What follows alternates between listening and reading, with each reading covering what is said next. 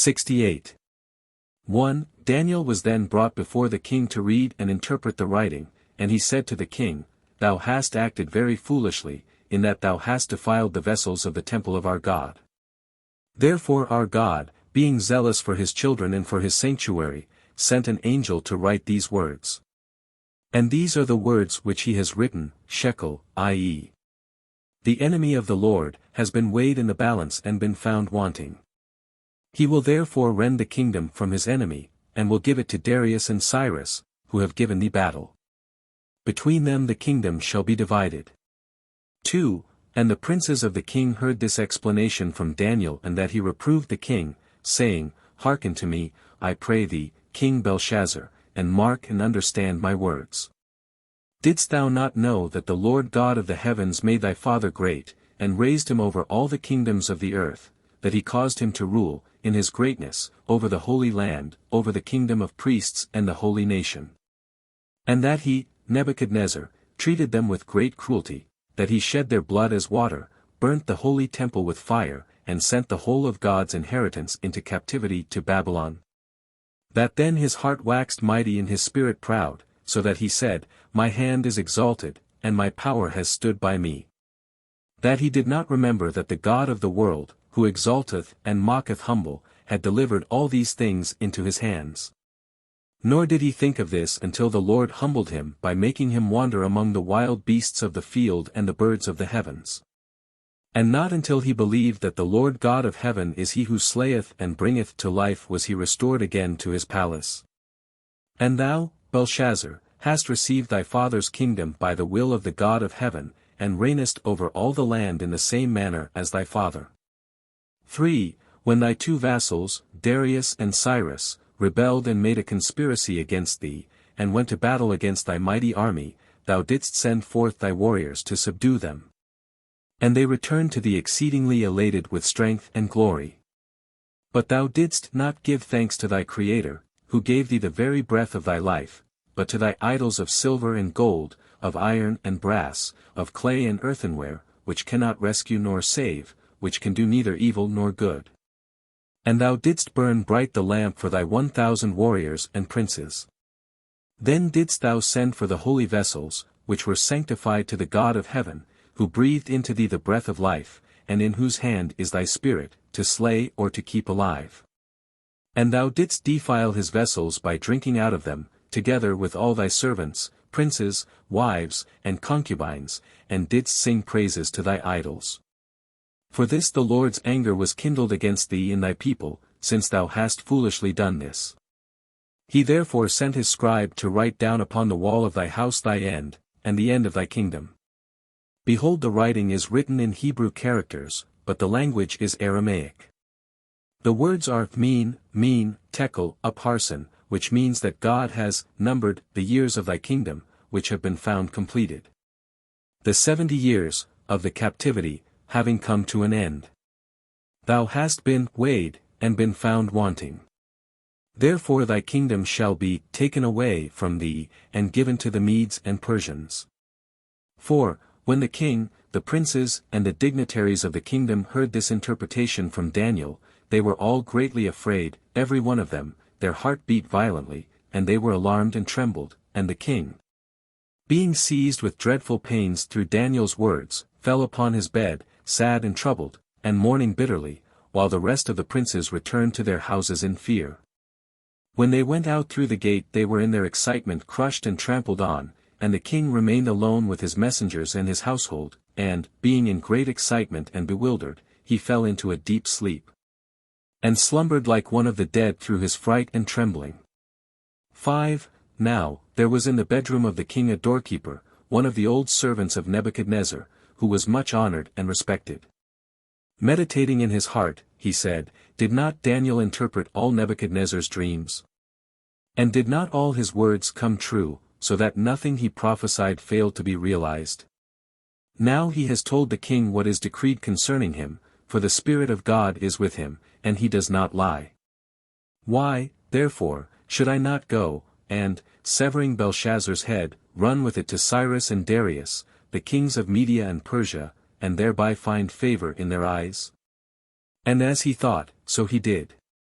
Rising hastily in the twilight, he drew the sword from beneath the king's pillows, and with it smote Belshazzar, severing his head. He wandered all through the night until daybreak, and then went to the two kings with the head of Belshazzar in his hand.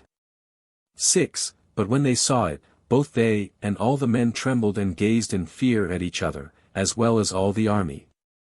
On asking the man for an explanation, he related all that Daniel had told Belshazzar, how he had defiled the holy vessels of the temple, and thus kindled the anger of the God of the heavens, who sent a messenger to write upon the wall in red ink opposite the candlestick. When I heard Daniel tell these things, I knew that it was all true and that nothing would fail to come to pass. On account of this I planned and hastened to perform this deed which now your eyes behold. 7. When the two kings heard the words of the servant, they feared the wrath of the God of heaven, and consequently humbled, prostrated, and bowed themselves before the Lord of all things, saying, We know that thou alone art God over all the hosts of heaven and over all the kingdoms of the earth, who removest and establishest kings, and who doest whatever thou desirest. Thou knowest that this Belshazzar, the wicked grandson of the wicked Nebuchadnezzar, acted wickedly, and thou hast therefore visited him to destroy him in the wrath of thy anger, in that he defiled the vessels of thy holy sanctuary. Thou didst hand him over to be slaughtered by this chamberlain, that his head may be brought before us. We now give thanks unto thee, O God of the heavens, for the wonders which thou hast wrought. If thou wilt deliver his land into our possession and the valiant, mighty men thereof, we shall wreak vengeance upon them to satisfy the wrath of thine anger. Then thou wilt help us to free thy servants from their captivity, to build thy holy temple in Jerusalem, and to gather together the outcasts of thy people, that they may once again worship thee alone. Having said this, they made a feast and rejoiced for 3 days. 8. Then, marching into Babylon, they captured it, and, overthrowing the fortresses, slew the warriors at the edge of the sword, ripped up their women with child, slaughtered their old men in the streets, strangled their young men with ropes and dragged them with their horses along the streets, their virgins they trampled to death, and their young children they dashed against the rocks. 9. Thus God avenged the blood of his servants that was shed by the Babylonians and Chaldeans, and took vengeance for his city and his temple. These two kings overran all the streets with their mighty army, and, overthrowing all their palaces, burnt their most precious things, and, blowing upon their trumpets, raised a loud cry so that the earth was cleft asunder at their noise. And they said, Where are ye, ye mighty men of Babylon, and ye valiant men, ye sinners of the whole earth? The battle is no longer yours. They then set fire to everything that came before them until they rendered the whole of Babylon a waste land, like Sodom and Gomorrah, according to the word which God spake to his servants the prophets.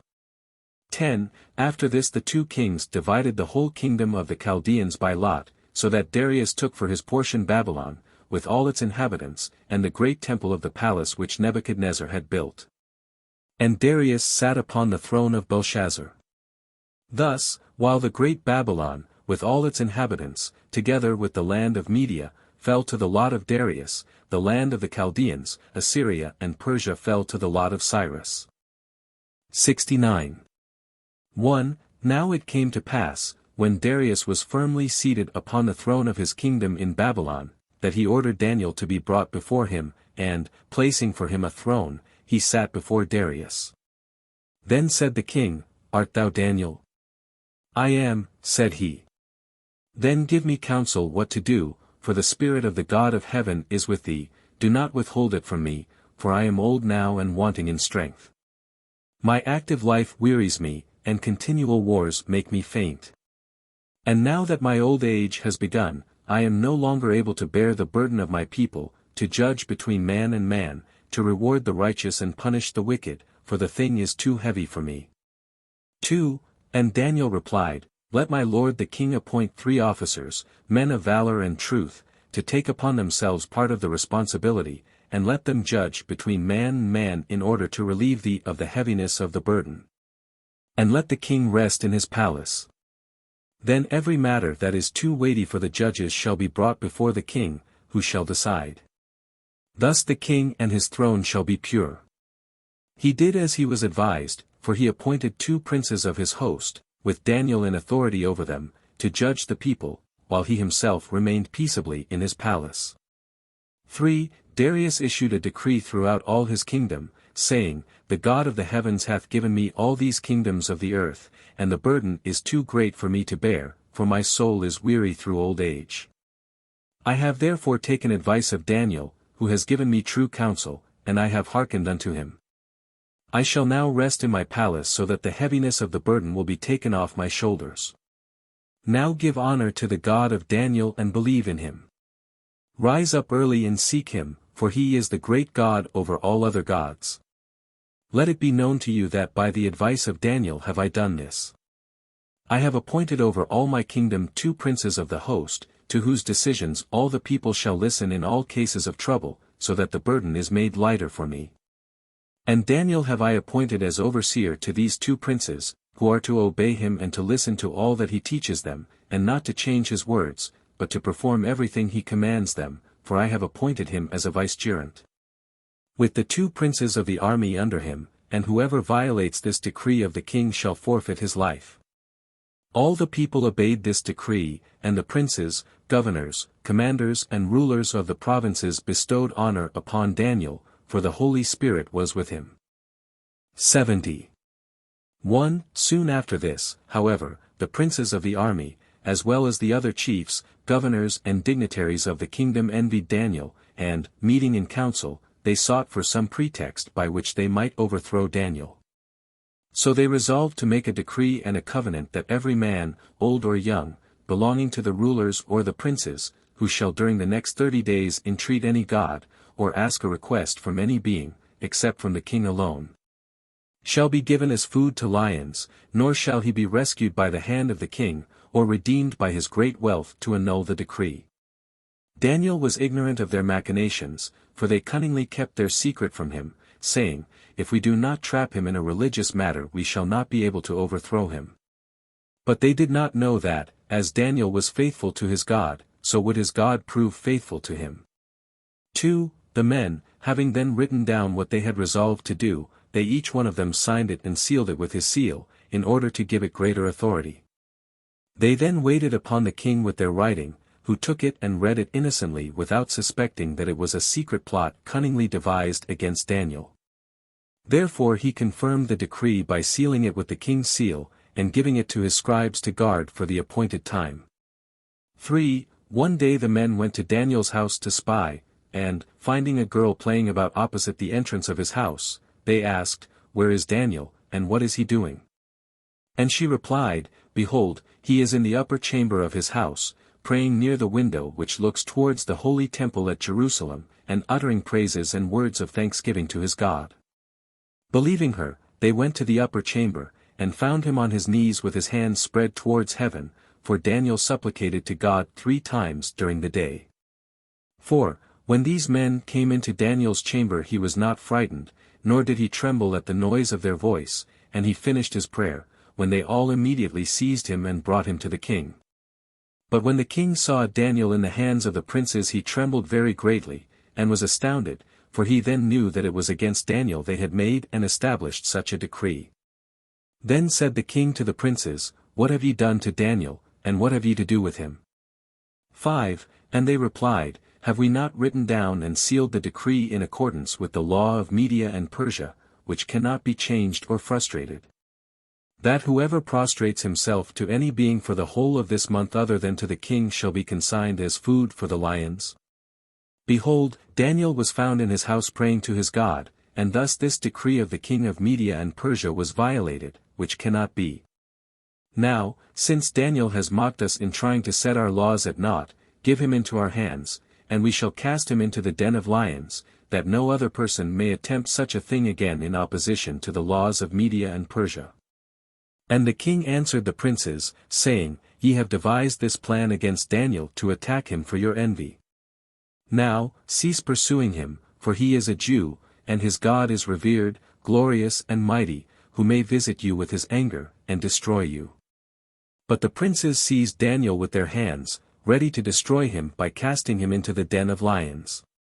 The king, therefore, exerted all his strength to rescue him, but not one of them helped the king to save Daniel, for they were all eager for his downfall, and refused, therefore, to release him. But the king would not listen to the princes, and they strove with each other, the princes and the king, until sunset. 6. When, however, they saw that the king was with him, they said with one accord, O king, know and mark well, if thou wilt not deliver him into our hands, we shall know that thou annullest the laws of Media and Persia. As soon as the king saw that they were all of them bent on conspiring against him on account of Daniel, he let him go, delivering him into their power, and saying to them, Tell me, if God delivers him from the mouth of the lions. How will you hide your reproach and your shame, for ye shall surely be cast to the lions as food? And they all replied, So it shall be. The king, having striven with the princes until it was late, said to Daniel, Behold, the princes have determined to cast thee into the den of lions, but the Lord God of the heavens, who hath given thee his Holy Spirit, shall close their mouths and prevent them injuring thee.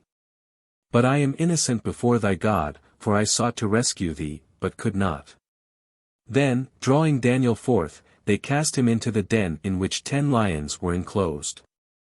Their daily fare consisted of 10 sheep and 10 human bodies. But they starved them, depriving them of their food, giving them nothing to eat, so that they should hasten to devour Daniel. When Daniel had, however, descended to the den of lions, they showed him a kind face, licked him, wagged their tails, and were as rejoiced to meet him as dogs are to see their master arrive home from the field. The princes rolled a great stone over the mouth of the pit, which the king sealed with his ring as well as with that of the princes, and they each went their way.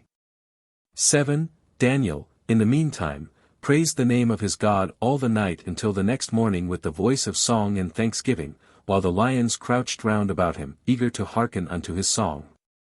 But the king went to his house grieved and bitterly sad, eating no food, and drinking neither wine nor water.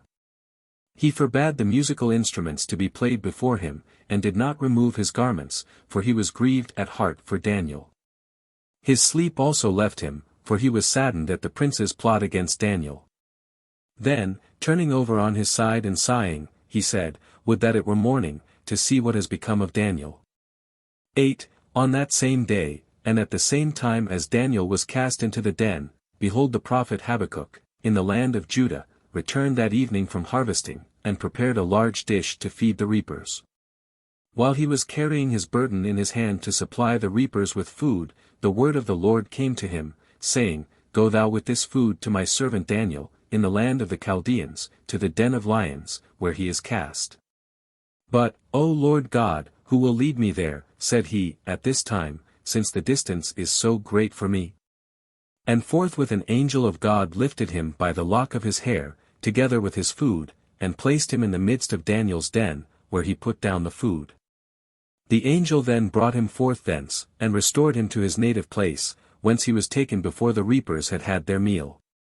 And Daniel uttered thanksgiving and praises to his God, in whose salvation he trusted, for whoever supplicates to his God communes with him as well as one who studies his law, and he need not despair of his kindness.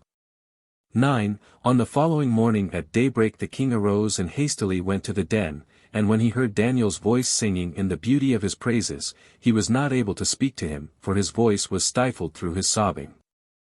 But, strengthening himself, he called out, Daniel, Daniel, has God withheld thee from the mouth of the lions, and art thou not torn to pieces? And Daniel replied, Indeed, God hath withheld me from the mouth of the lions, and hath closed their mouths, and prevented them from injuring me. They, on the contrary, rejoice to meet me, just as my own household would rejoice, for thus my God, in whom I trust, has commanded, and yesterday food was even given to me through Habakkuk, through the Spirit of my God. But, my lord the king, I have not sinned against thee, nor will any iniquity be found in me. 10. The king then sending for the princes, Daniel's enemies, they came to him as he was standing by the den. No, said he, and behold the seals of your rings, are they as ye sealed them, and has there been any mischief? And examining the seals, they said, They are untouched and just as we have sealed them. Then, commanding the stone to be rolled away from the mouth of the pit, Daniel they brought forth, sound and perfect, without any blemish or hurt. The bystanders, being struck with wonder at the miracles of the God of Daniel, with a loud voice shouted, "The God of Daniel is greater than all other gods." The king then ordered his servants to lay hold of those princes, Daniel's enemies, together with their wives and children, and to cast them into the den of lions, and before they reached the floor of the den, the lions, who had not eaten any food since yesterday, roared at them, and, tearing them, crushed their bones and ground them to dust. They then continued roaring from their den so that the noise could be heard far off, and all the people trembled, and said, "The lions have escaped from their den." 71. 1. The king then returned to his palace with Daniel, and the Lord showered upon Daniel honor and greatness, and he found favor and kindness in the eyes of the king. A command was then issued in the kingdom, saying, "In all the land there is no God like the God of Daniel who performs miracles and wonders. May his God be with all the people of his inheritance, and cause them to prosper. And let the great temple of God be built in Judah, and I shall give silver and gold of my treasures for the building until it is completed." 2. He then issued orders to all the cities in the land of his rule, by means of runners and horsemen, to permit the Jews to go up to Jerusalem to build the temple of God. This happened in the first year of Cyrus's reign over the Chaldeans. Letters of the king were also sent to all the princes on the other side of the river and to the governors, to be in readiness to assist the Jews by attending to all their wants in the matter of the building, such as the supply of wood, stones, wheat, oil, and wine, until the building was completed, and rams and lambs for their sacrifices. 3. The Jews then rose, all whose hearts were willing, to go up to the house of God. They numbered about 4 myriads, with Ezra the priest and scribe at their head, as well as Eliakim the priest, Jeshua, Mordecai, and the rest of the chiefs of the fathers belonging to Judah and Benjamin. And, journeying, they came to the other side of the river, and arrived at Jerusalem, where they commenced to lay the foundation of the house of God. When this was finished, the work prospered. There then arose certain wicked men, enemies of the Jews, from the remnant of the nations, e.g., Sanballat the Horonite, Tobiah the Ammonite, and Geshem the Arabian, all of whom wrote evil against the Jews. They sent a letter to the kings of Media and Persia, saying, "Be it known to you that if ye build the city of Jerusalem it will be to you a snare, a great evil, and there will arise a great conspiracy against you. For in days of yore the Jews who dealt therein were strong and very hard, and destroyed the whole country. It was for this reason that Nebuchadnezzar, their enemy, exiled them to Babylon. Then the kings had rest, and each dwelt peacefully in his own place. Therefore we send to inform you of it, as we are faithful, for we have eaten at the table of the king, and far be it from us to allow the downfall of the kingdom." As soon as the letter reached the king of Persia, the work was discontinued until the 2nd year of the reign of Darius. 72. 1. Now, when Darius was seated on the throne of his kingdom, he sent for Daniel, the servant of God, to test his wisdom and to obtain his counsel. Having come before him, he tried him and proved him, and found him 7-fold wiser than report had told of him. He was therefore very pleased with him, and loved him, and appointed him to be his counselor, as Darius had done before him. 2. One day Darius held a feast in honor of Bel, the god of Babylon, and the king accordingly prepared an offering to be brought before Bel, the god of Babylon. The daily order of the offering consisted of 1 bullock, 10 rams, 10 sheep, 100 doves, 70 loaves of bread, and 10 barrels of wine, for the table of the god. On the day in question they arranged the table before Bel, and the king said to Daniel, "Would that thou didst believe in the glory of our god Bel, who consumes what is laid upon this table." 3. And Daniel replied, "Let not the heart of the king be deceived and be led astray, for it is vanity. There is no breath in it, but it is simply the work of the craftsman. How can it therefore eat or drink anything? It is the priests of Bel who eat the contents of this table, as well as the meal offering and burnt offering. Now, if thou wilt hearken unto me, and deliver these priests into my hand, I will show thee the deceit they practice upon thee and thy people, which causes you to prostrate yourselves to vanity and emptiness." "Let it be as thou hast spoken," said the king. Daniel then commanded the porters of Bel to lock the temple and all its gates, except the one which the king and Daniel entered. 4. Then said the king, bring me some ashes. When they were brought he scattered them upon the floor of the house, and the priests were kept in ignorance of Daniel's advice. As soon as they had done this, the king and Daniel went out with their young men by the same gate, and, locking the door, the king sealed it with his own seal and with that of Daniel, and then both of them went back to the palace. And retired for the night. 5. On the following morning the king sent for Daniel, to let him see and know what Bel had done. Coming to the gate of the temple, they found the seals just as they had been left. And the king said, Has there been any tampering with these seals? And Daniel said, No, and commanded the seals to be removed. They then opened the gate, and saw that the contents of the table which they had arranged, from the bread even to the meat and wine, had all been consumed. 6. As soon as the king saw this, he fell prostrate before Bel, and exclaimed, O Bel, great is thy name in the world, and who is like unto thee in might among all the other gods? But Daniel answered, Let not the king say that, for Bel is but clay, earthenware, and brass, and cannot eat or drink. Look but upon the ashes which we have spread on the floor, and round about the temple and the table, and see whose footprints are these, for they are the traces of the consumers of Bel's table. The king looked, and beheld the footprints of men, women, and children. 7. And sending forthwith for these 70 priests and ministers of Bel, he swore to them, saying, If ye will not tell me the truth, ye shall surely die. They then showed him the secret entrances through which they came in and went out in the night, to eat the contents of the table. Here one leaf of the MS is missing. 73. 1. The dragon felt the smell of the ashes and of the sacrifice, and he rejoiced to go out and see the offering, and it opened its mouth, according to custom, and they cast it therein. After swallowing it, it raised itself on high, and turned to enter the cave again, when the princes said to the king, Is Daniel also able to destroy this God, which is a living God, just as he destroyed Bel and his priests and his altar?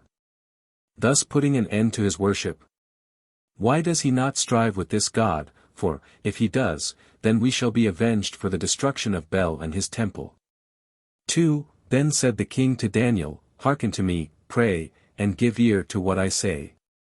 Canst thou lift up thy thoughts also against this great and mighty serpent God, and subdue him as thou didst Bel, in which there was no life?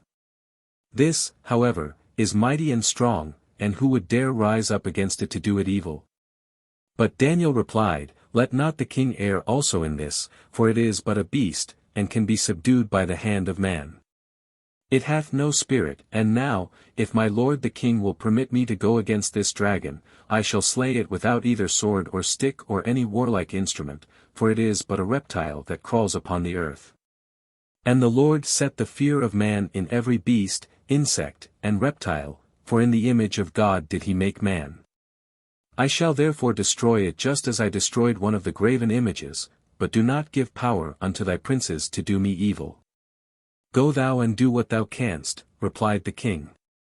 The princes were, however, greatly rejoiced when the king told Daniel to strive with the dragon, for they said, Now will Daniel surely perish, for it is impossible for him to make a stand against the dragon. 3. Daniel then went from the king, and making iron instruments like wool combs, he joined them together back to back, with the points outward, forming a circle of hard and sharp points. This he rolled in all manner of poisonous fat and grease and other fatty substances, and beneath it he placed pitch and brimstone, until the points of the brass and the other piercing metals were concealed. Then, making it in the shape of an oblation, Daniel cast it into the dragon's mouth. The dragon hastily and greedily swallowed it, and seemed to enjoy it. But when it entered its mouth, and passed on to the entrails of its belly, the fat melted from off the iron prongs, so the sharp spikes pierced its entrails, and gave it such agony that it died on the morrow. For, it came to pass, 3 days after its death, that the Chaldeans and Babylonians came, as was their daily custom, to propitiate the dragon with an oblation, but it was not visible, only a horrible stench issued from the cave. When they searched the cave they found that their god was slain, swollen up, and decaying. They became very grieved and full of wrath against Daniel, and they said, Behold what is this Daniel has done to the two gods. For he has destroyed Bel and smitten the dragon. Now if the king deliver him into our hands, he shall surely be slain, and if not, it must be made known to the king that he also shall surely not live. When it reached the ears of the king that the people had made a conspiracy against him, a command was issued to smite the leaders and princes, as well as those that rose up against Daniel, with the edge of the sword. 74. 1. Daniel, having now grown old in years, came one day to the king, and prostrating himself before him, said, O my lord the king, behold, old age has crept upon me, and I have now no more strength to stand and go to and fro. Behold, the lawless men of thy people have humbled me through their enmity, and have cast me twice into the den of lions, but God, in whom I put my trust, has delivered me. They meditated to take my soul, to deprive me of my life, through their zeal on behalf of their gods, but my God withheld me from their destruction. My 3 friends also they cast into the fiery furnace to be burnt, and yet after all this we have not forsaken our God.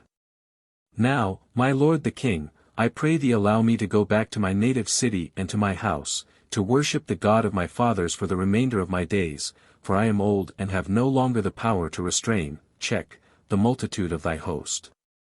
And the king answered Daniel, saying, How can I listen to thy request to send thee away, seeing thou art a man of the God of heaven? If thou leavest me and departest from my side, how can my kingdom remain in its integrity? I am indeed aware that thou art an old man, and that thou hast no longer that strength for active life which the rulers of the kingdom ought to have. Therefore, if thou wilt give me from among thy people a man of wisdom and understanding, and withal filled with the Spirit of thy God as thou art, to remain with me in thy stead, then will I send thee away in peace to rest in thine own house. Although my soul knoweth there is none esteemed thy equal among the sons of thy people. 2. Daniel then went forth from the presence of the king to the assembly of the exiles, and, finding there Zerubbabel, the son of Shealtiel, the son of Jeconiah, king of Judah, he selected him from among the people, and taking him by the hand, led him to the king, and said, Behold before thee the man who is to take my place. He is esteemed my equal, and is descended from Judah and from the chiefs of the royal seed. He is withal a man of valor, filled with the Spirit of God, with knowledge and wisdom as myself, falling short of nothing that is in me, and he will be, as I have been, a faithful counselor to thee. And now, do thou give me permission to depart from my native place for the short time I have to live. The king, being confident of the truth of everything Daniel told him, gave him permission to depart. Daniel then made his obeisance, and the king embraced and kissed him, and having ordered many gifts to be presented to him, he sent him away. 3. Thus did Zerubbabel take the place of Daniel, who gave all that the king presented him with to the suffering exiles, and then left for Shushan, his native place, in the land of Elam. There he worshipped the Lord among his brother exiles until the day of his death. 4. Now, Zerubbabel was a man of valor, young and prosperous, understanding and wise, filled with the spirit of wisdom, for Daniel had put his hand upon him. He found favor in the eyes of the king, who loved him and appointed him chief of all the princes, and overseer of the 2 captains of thy host and guardians of the king. 5. One day, according to custom, all the princes assembled before the king, and the king said to them, Have ye seen in the whole of this land a man as wise and as full of understanding, in whom is the spirit of Daniel, as this man Zerubbabel? And they answered, The king hath spoken the truth. 6. Now, about the time of noon, after they had all eaten, the king, as usual, lay upon his bed and slept. The 2 princes and guardians of the king then arose, as was customary, and Zerubbabel with them, and stood round the king's bedside until he awoke. On this occasion the king slept heavily, for he was drunk with wine. And the 3 young men, being weary of standing, proposed to test each other's wisdom by means of riddles, each one according to his wit, and they said, Let us write them down in a book. And place the book under the head of the king until he awake from his sleep, when he would see the book, and understand its meaning. 7. Then it shall be that the man whose words appear wiser than his 2 colleagues, and whose riddles are superior to those of his brethren, should be made vicegerent, and should also sit on the royal throne and in the royal chariot. That he should have free access to the presence of the king, that the vessels of his table should be of silver, and the reins of his horse of gold. That the crown of the vicegerent be placed upon his head. That he receive the portion of the vicegerent from the hand of the king, that every request be granted him, and that he be a friend of the king.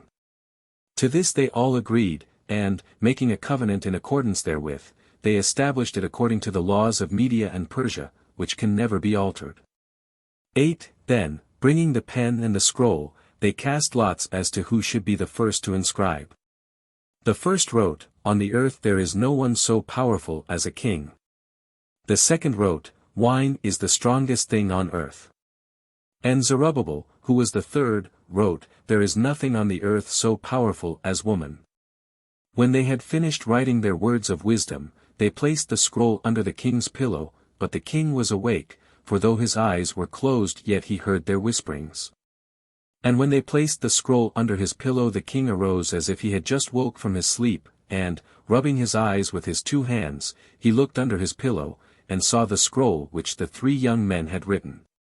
Then opening it, he read it, and was perplexed about it, until all the princes, pashas, chiefs, governors, and heads of the provinces came to him. Then calling the 3 young men, he said, "Bring me each one of you his writing, and let me listen to the interpretation of your riddles. Then will I fulfill for the wisest of you 3 everything that is stated in the scroll to honor and exalt him." 9. The first one then approached to read what he had written, and said, "Hearken, O king and princes, to my words. There is nobody on earth so powerful as a king." The second, drawing near, the king, said, "There is nothing on earth so powerful as wine." And the third, viz., Zerubbabel, exclaimed, "There is nothing on earth so powerful as woman." At this the king and the princes said, "We have hearkened to your hidden sayings, now tell us the explanation, and we shall listen." 75. 1. And the first answered and said, "O my lord the king, princes and mighty men, do ye not know the power of the king in the strength of his dominion over all the earth, over the sea, the isles, and over all languages? To slay or to keep alive?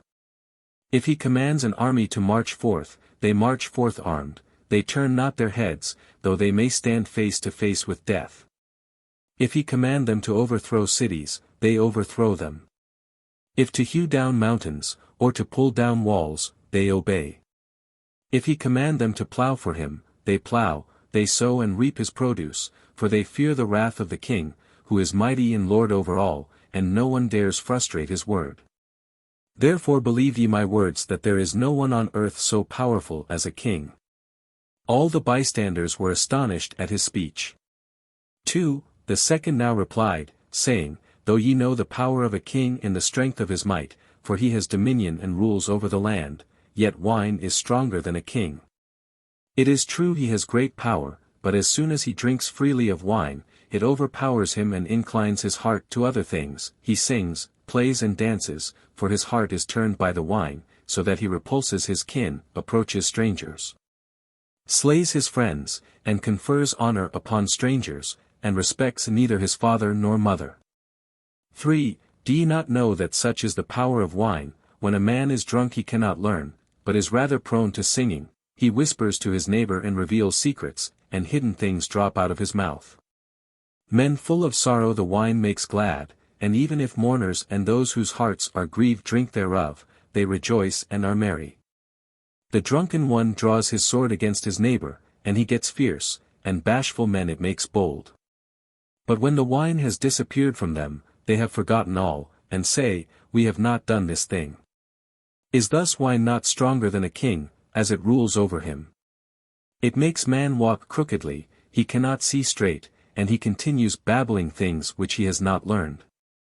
Do ye not think that wine is therefore more powerful than a king, for such it does? Thereat the men were greatly surprised. 4. After that the king summoned Zerubbabel, and said, "Tell me, I pray thee, thy riddle and its interpretation, as thy friends have done." And he answered and said, "Give ear and hearken unto me, O king and princes, governors and rulers, and all ye who stand here. Indeed, the king is stronger and greater than all. It is true that wine weakens the king through its strength, as my friends have said. Thus the power of both the king and wine cannot be denied, but woman is yet more powerful than either king or wine or any other strong drink. For why should she not be more powerful than the king? Did she not give birth to him, suckle him, sustain him, rear him, clothe him, wash him, and sometimes chastise him? Did she not rule over him as a mother does the child of her womb? When she was angry with him, did he not fear her rebuke? Did she not sometimes beat him and at other times censure him? If she lifted the rod to him, did he not run away from her in fear of her? Moreover, when he grows up to be a young man, he cannot forget his instructress, nor will rebel against her call. He always respects her as a son honors her who conceived him. 5. Then looking about him, he beholds a woman fair to look upon, and desires her beauty to sport with. His heart inclines towards her, and he will not change his love for her for all the riches.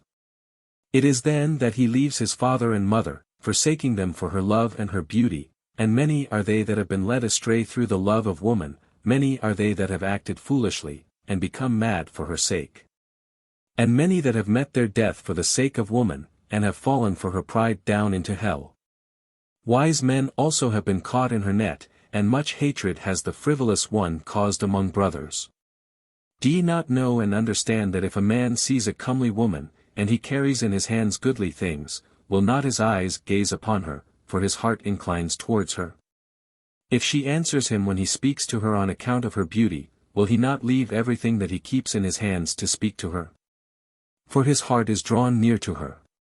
6. Who is there that will not believe this, and confess the truth of this power of woman?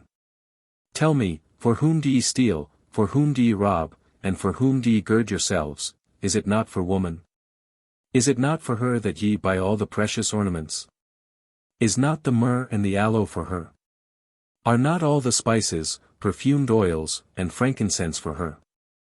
If a man break into a house, if he keeps the high roads, goes on the sea, on dry land, on the mountains, if he fight, commit murder, rob, plunder, and shed blood, to whom will he bring his spoil, if not to woman? Have I not seen the concubine of the king Apumeah, the daughter of Abiosh, of Makden, take the crown of honor from off the king's head and place it on her own head, while he was seated on the throne beside her. And the king was pleased with her. But when she became angry, did not the king then hasten to appease her, and to reconcile her, and remove her anger? 7. Who, then, is there that will not believe that woman's power is stronger than everything? She subdued Samson, enticed David, and inclined the heart of Solomon towards her. Many are her captives, and innumerable are those that are slain through her, and their number increases. And even if there be one man who rules the whole world, and before whose wrath all people tremble and shake, since he would be supreme, and although man is appointed to be the prince, ruler, and king over her, and to her is given the desire of him, yet not even he would be able to conquer her and to rule over her. Even Adam, the father of all mankind, was induced by his wife to transgress the word of God, by which she destined him and his offspring to death. Also, in the days of Noah, the heavenly angels were led astray and took to them women. Who does not believe that this is known from the very beginning of the world, and will last to the end unaltered? This is the truth that I utter. 8. Now, finally, let it be known to the king and to all my hearers that all is vanity here, the king who rules the earth, the wine that rules the king, and woman with her iniquity, who rules the three. But truth reigns supreme in heaven and on earth, in the seas and in the depths truth prevails before God and man.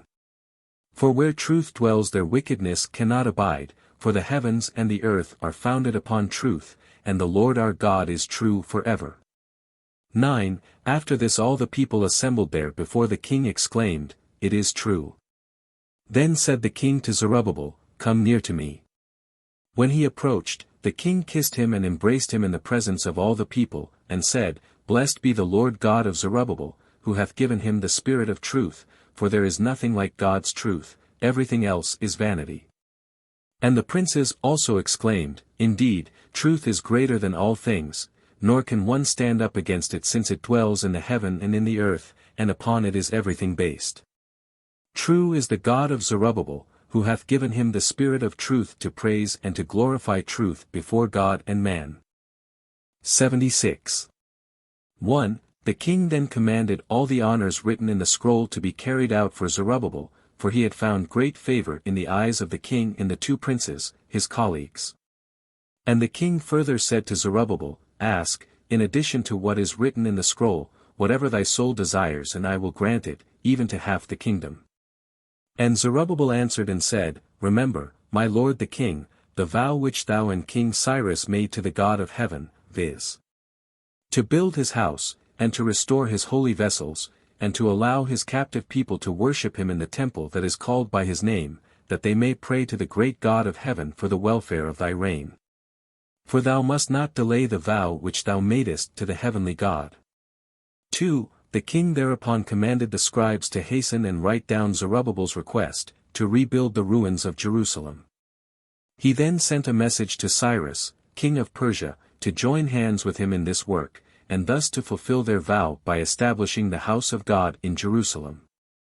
And Cyrus issued a proclamation throughout his kingdom, saying, Every one of God's people whose heart prompts him to go up to Jerusalem to lay the foundation of the temple and to build it, let him go. And I shall give everyone the pay of his labor from my treasures until the building is completed. 3. The king's scribes thereupon wrote down this proclamation on behalf of Darius, king of Media, and Cyrus, king of Persia, to the princes, governors, and rulers on the other side of the river, and to the Arameans, Tyrians, Samaritans. And to Asaph, governor of the Garden of Lebanon, be it known to you that it is our pleasure to send back to God's holy city the captives of his people, whom Nebuchadnezzar, king of Babylon, sent into exile. To restore the vessels of the great and holy temple which is called by the name of the God of heaven, to build his altar, and to sacrifice thereon every day, to build the temple, and the Holy of Holies. To establish the palace according to its old form, and to restore the walls of Jerusalem. 4. When this edict reaches you, exert yourselves to assist them by supplying all their wants in silver and gold, brass, wood, and stones for the builders and hewers until the building is finished, and to give them whatever they ask for, wheat, barley, oil, or wine, and whatever they want for the buildings. For re-establishing the sacrifices upon the altar ye shall give them oxen, calves, rams, sheep, he-goats, doves, flour, oil, salt, to enable them to re-establish the altar, and to finish the whole work. 5. The Edomites were also commanded by these two kings to contribute their share in the service of the house of the Lord, because they had helped the Chaldeans to overthrow it. They were to give a yearly tribute of 5 talents of gold for strengthening the breach of the house, to rebuild the temple and the holy city. The Sidonians, Tyrians, and Edomites, as well as the servants of the king in the Lebanon, under the command of Asaph, keeper of the garden, were ordered to hew the wood from the Lebanon, and to drag it to the sea from the Lebanon and thence to the sea of Joppa, to complete the work of the house of God. No man was to hinder them until everything was completed. Having written down all these details as the two kings commanded, the scribes sealed it, and handed it over to Zerubbabel, the son of Shealtiel, and to Nehemiah, the son of Hakaliah. 77. 1. About this time Darius, king of Media, was taken very ill, and, being about to die, he called Cyrus, king of Persia, his son-in-law, his daughter's husband, and made him king in his stead. So that the kingdoms of Media and Persia were united into one. And when Darius the Mede was gathered to his people, Cyrus reigned over Media and Persia and the remainder of the country.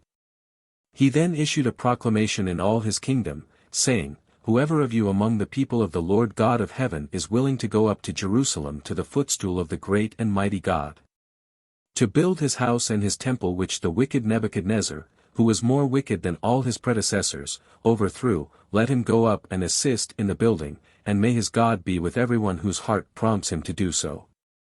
And I, Cyrus, servant of the living God, who set me upon this throne, shall provide from my riches and my treasury all the wants of the house of this mighty God who made me king of Media and Persia, and who assisted me to destroy the kingdom of the Chaldeans. 2. Thus all the elders of the captivity, Ezra the scribe, Nehemiah, the son of Hakaliah, with the other chiefs of the captivity and the priests, went up to Jerusalem and built the temple of God and his altar. And arranged the wood and placed the flesh of sacrifice upon the altar. 3. Then they lifted up their voices and wept, while Ezra and Nehemiah, with the other chiefs of the captivity, prayed to God, and said, O Lord of the whole universe, thou hast put it into the heart of the king of Persia to do honor to thy house, and to send thy servants and priests to make sacrifices to thee and to offer thy burnt offerings as thy servants, our pious forefathers, did before thee.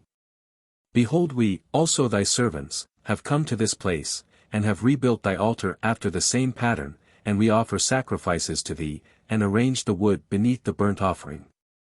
But how can it be pleasing to thee, O God, seeing that we offer strange fire, for the holy fire is no more, since it has been hidden by Jeremiah the prophet, thy servant, and the other chiefs of the captivity whom Nebuchadnezzar sent into exile?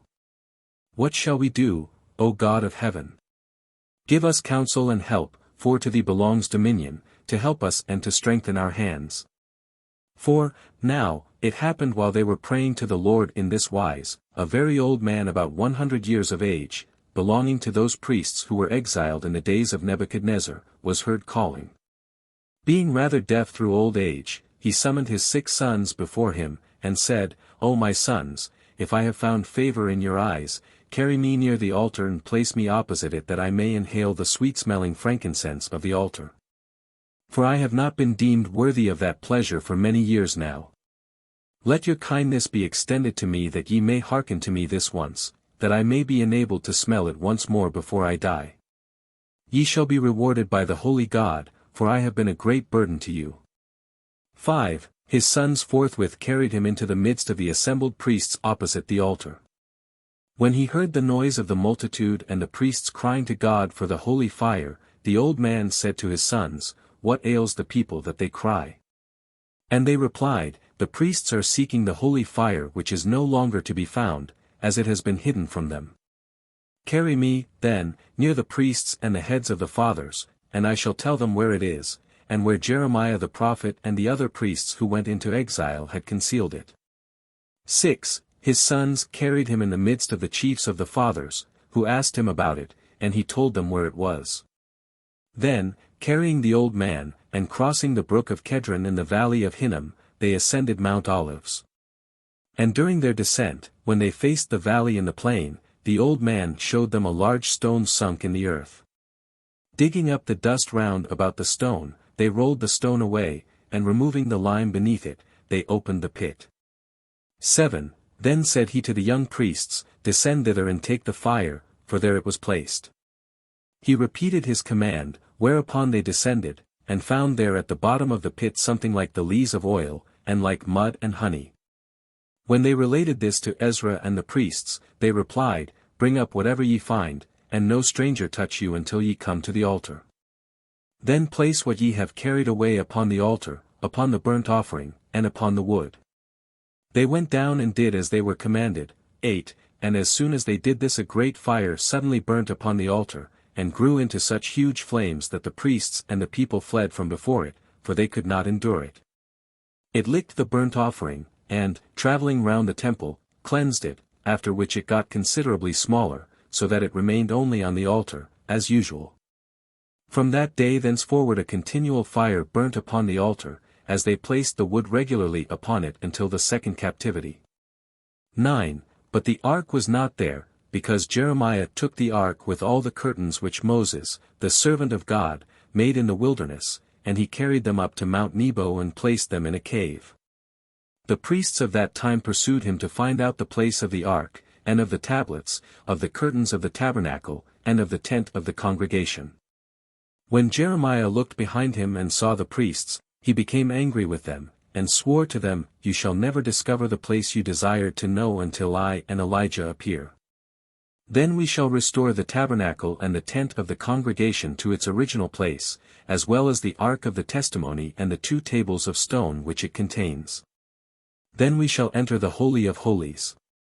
10. From that day our ancestors offered their sacrifices and burnt offerings and continual offerings every day, for the kings of Persia had assisted them with gold and silver, with wheat, oil and wine, with oxen, sheep and rams. everything that they desired, year after year, for the kings of Persia loved the temple of our God, and its sanctuary they greatly honored. 78. 1. And Cyrus reigned over all the kingdoms of the earth, for our God strengthened his right hand so that he subdued many nations. He, God, opened before him the gates of iron and broke the doors of brass, and revealed to him hidden treasures, just as he had told through Isaiah the prophet to his people, the servants of Jacob and Israel whom he had chosen. And the hand of Cyrus was strengthened, and, going to battle, he captured all the land, all the fords of India, as well as those in the south, the whole land of Ethiopia, all the nations dwelling in the lands of the south, Arabia. And in the west as far as Sepharad, and in the north, the land of Mokden, and all the land of Caphtor and Ararat, the whole of Alan, ###, Alasar, ###, and the mountains of Elaph, ###, the mountains of darkness, as far as the snow mountains, which are impassable.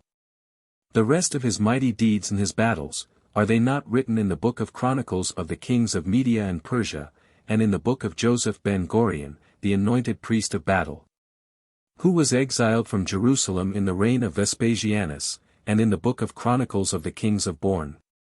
2. Cyrus the king ended his days in battle, and died in the land of the Shittim, but this need not cause surprise, for we know that Saul, the anointed of the Lord, also died in battle, as well as King Josiah, the beloved of God.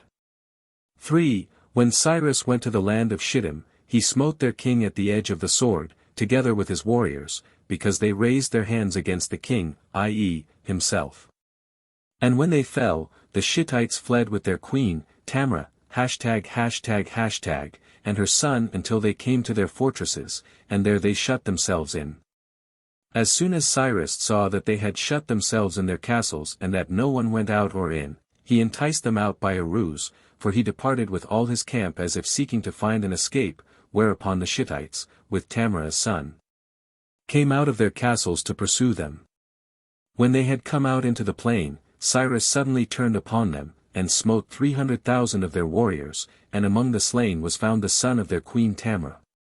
Cyrus then took all the Shittites prisoners, except those who had escaped to the mountains with the warriors. When Tamiris saw that her son had been slain with the other soldiers, she was exceedingly grieved, and went wandering about the mountains and valleys of the Shittites, lying in ambush.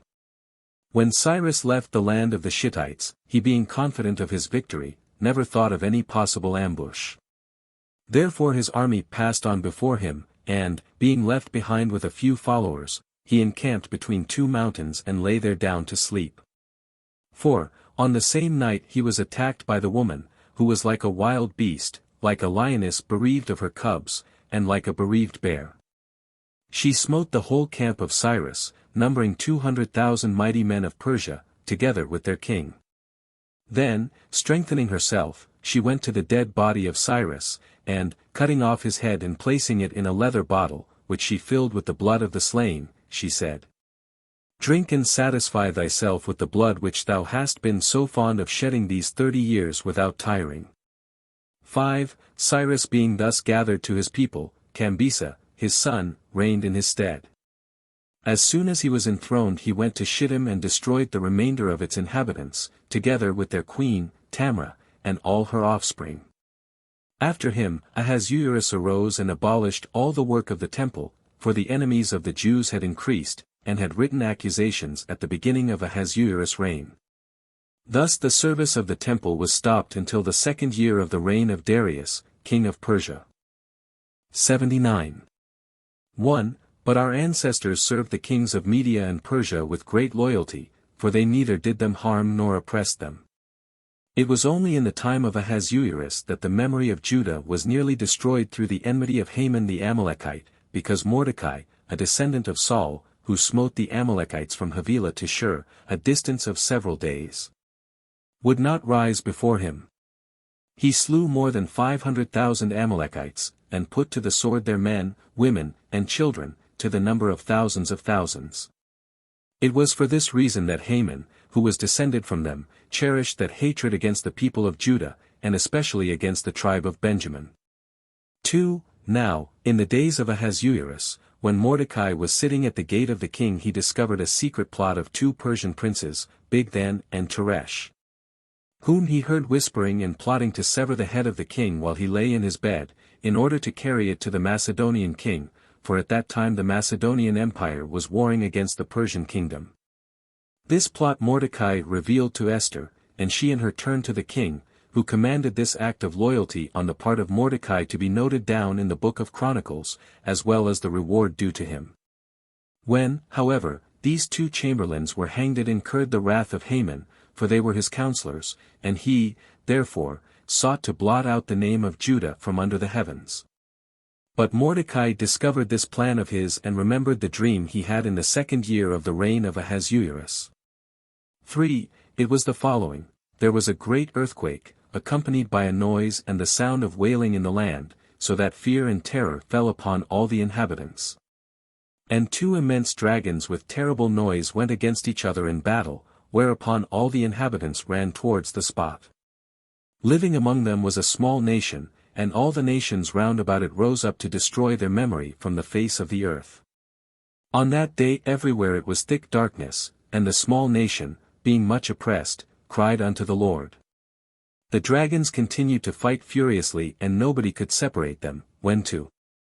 Mordecai saw a small brook of water passing between the 2 dragons, which separated them, for the brook soon grew into an overflowing river, like the overflowing of the great sea, so that it flooded the whole earth.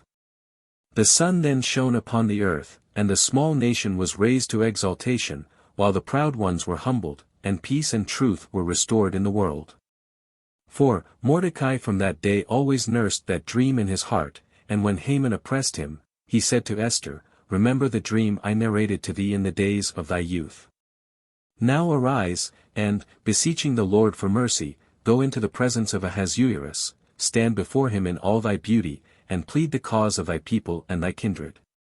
And Mordecai supplicated to God, saying, "It is well known and revealed to the throne of thy glory, O Lord of the universe, that it was not from pride or haughtiness I refused to bow down to this Amalekite.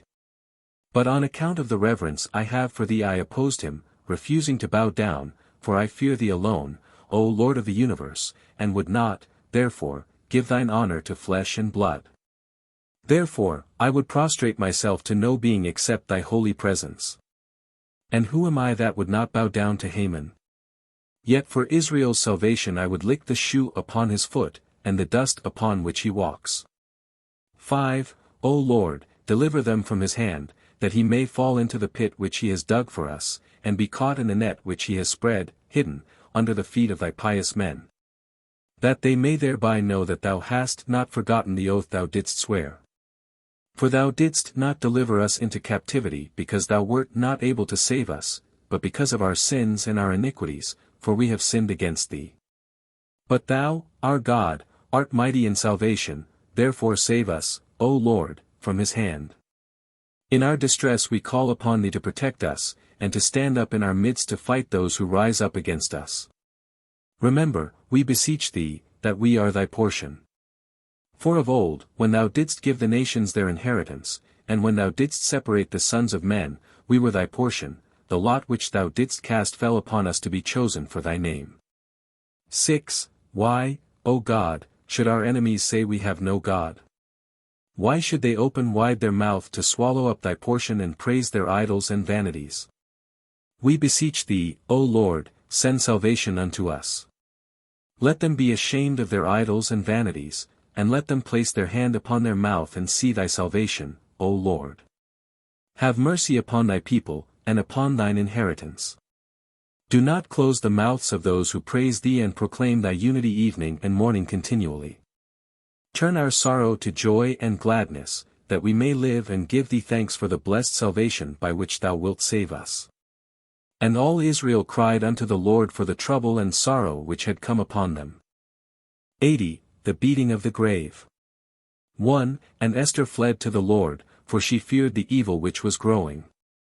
And, stripping herself of her royal garments and the ornaments of her majesty, she clothed herself in sackcloth, and disheveling the hair of her head, she put dust and ashes upon it.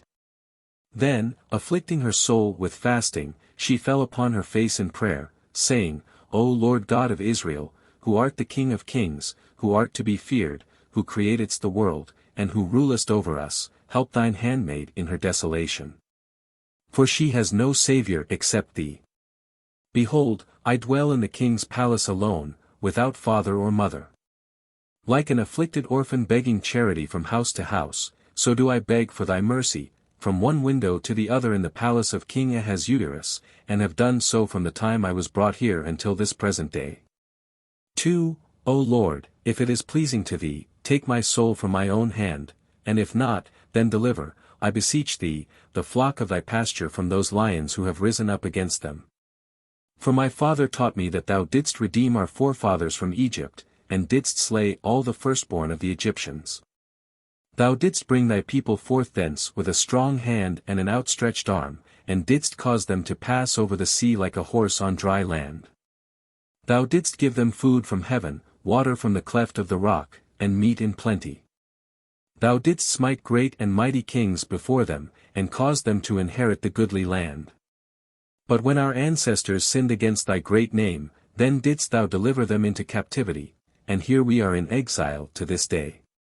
My father further told me that, through Moses thy servant, thou didst say, when also they shall be in the land of their enemies, I will never forsake them.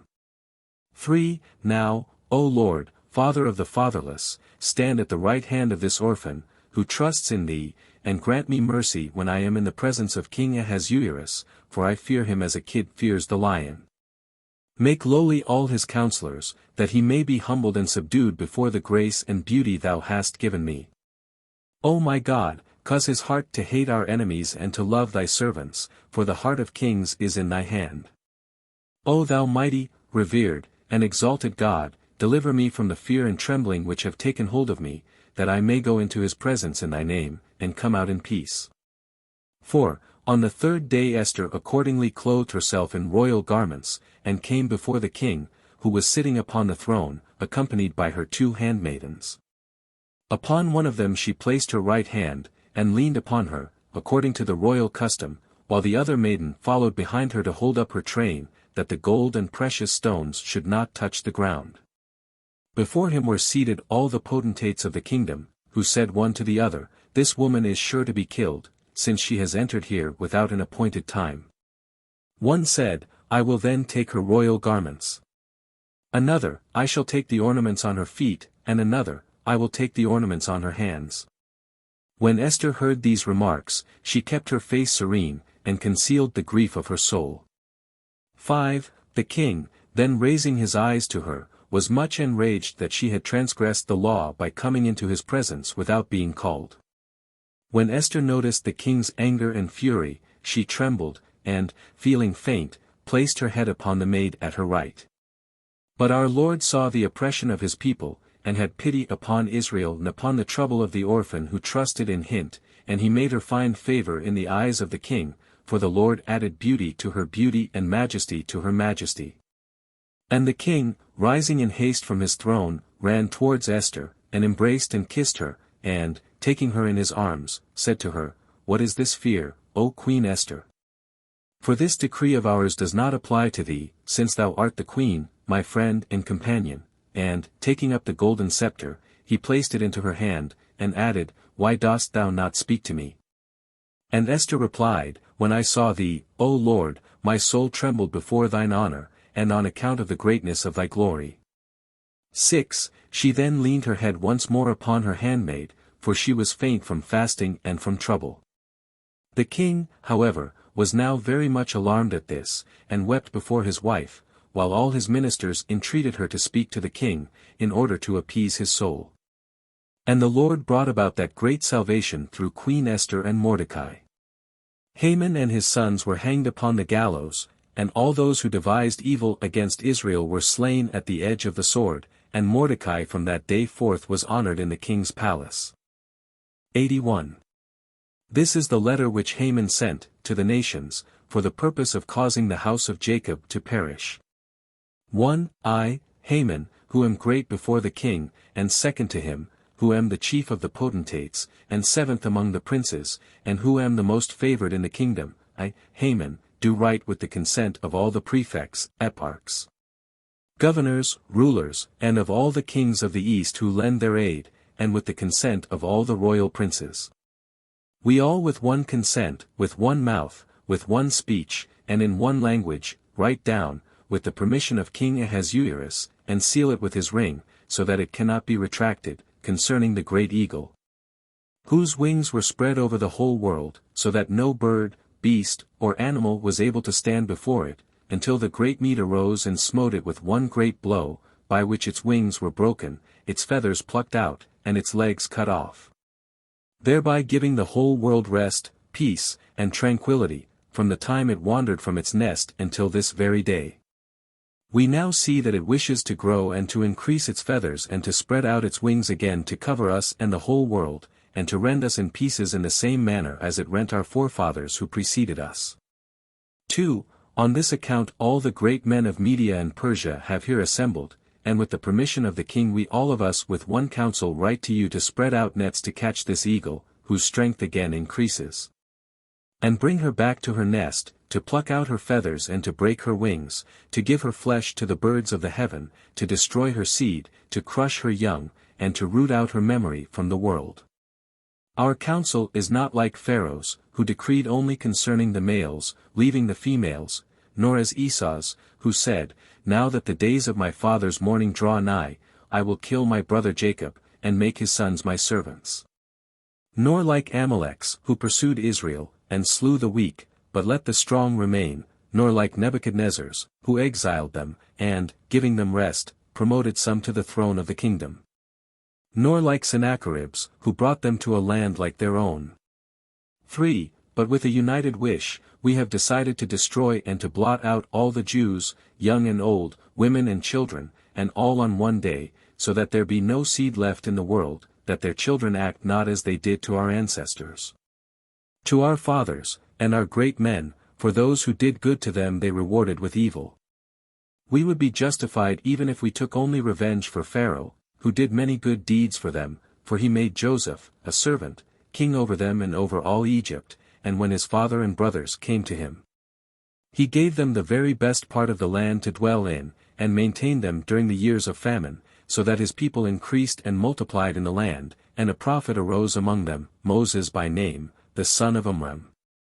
He was a wizard, and brought upon Pharaoh, upon his household, and upon his land, great plagues, awful and extraordinary. The people then rose up in the middle of the night like thieves, and, after robbing their neighbors, went out of the land. But Pharaoh, with his army, pursued them for their property, and they entered the sea through the enchantments of the Israelites.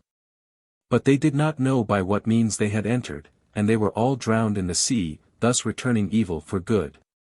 4. When they arrived in the wilderness, a certain old man, a descendant of Esau, offered them a feast in honor of their ancestor Jacob. And after they had eaten and drunk and enjoyed his feast, Joshua their wizard did not cease with his enchantments, but they spread their hands and whispered with their lips, until our ancestors became weak through him, as it is said. And Joshua weakened them. Nor was this alone sufficient for them, but they made a decree that our name should be blotted out, as it is said, Thou shalt destroy the memory of Amalek. They did likewise to the kings of Midian who dwelt there, for they spoiled and slew the Midianite kings, their prophets and their priests they slew at the edge of the sword, and had no mercy upon them, as it is said, and Balaam, the son of Beor. They slew with the sword, also Sihon and Og, the 2 Amorite kings. Also the 31 kings and 70 elders.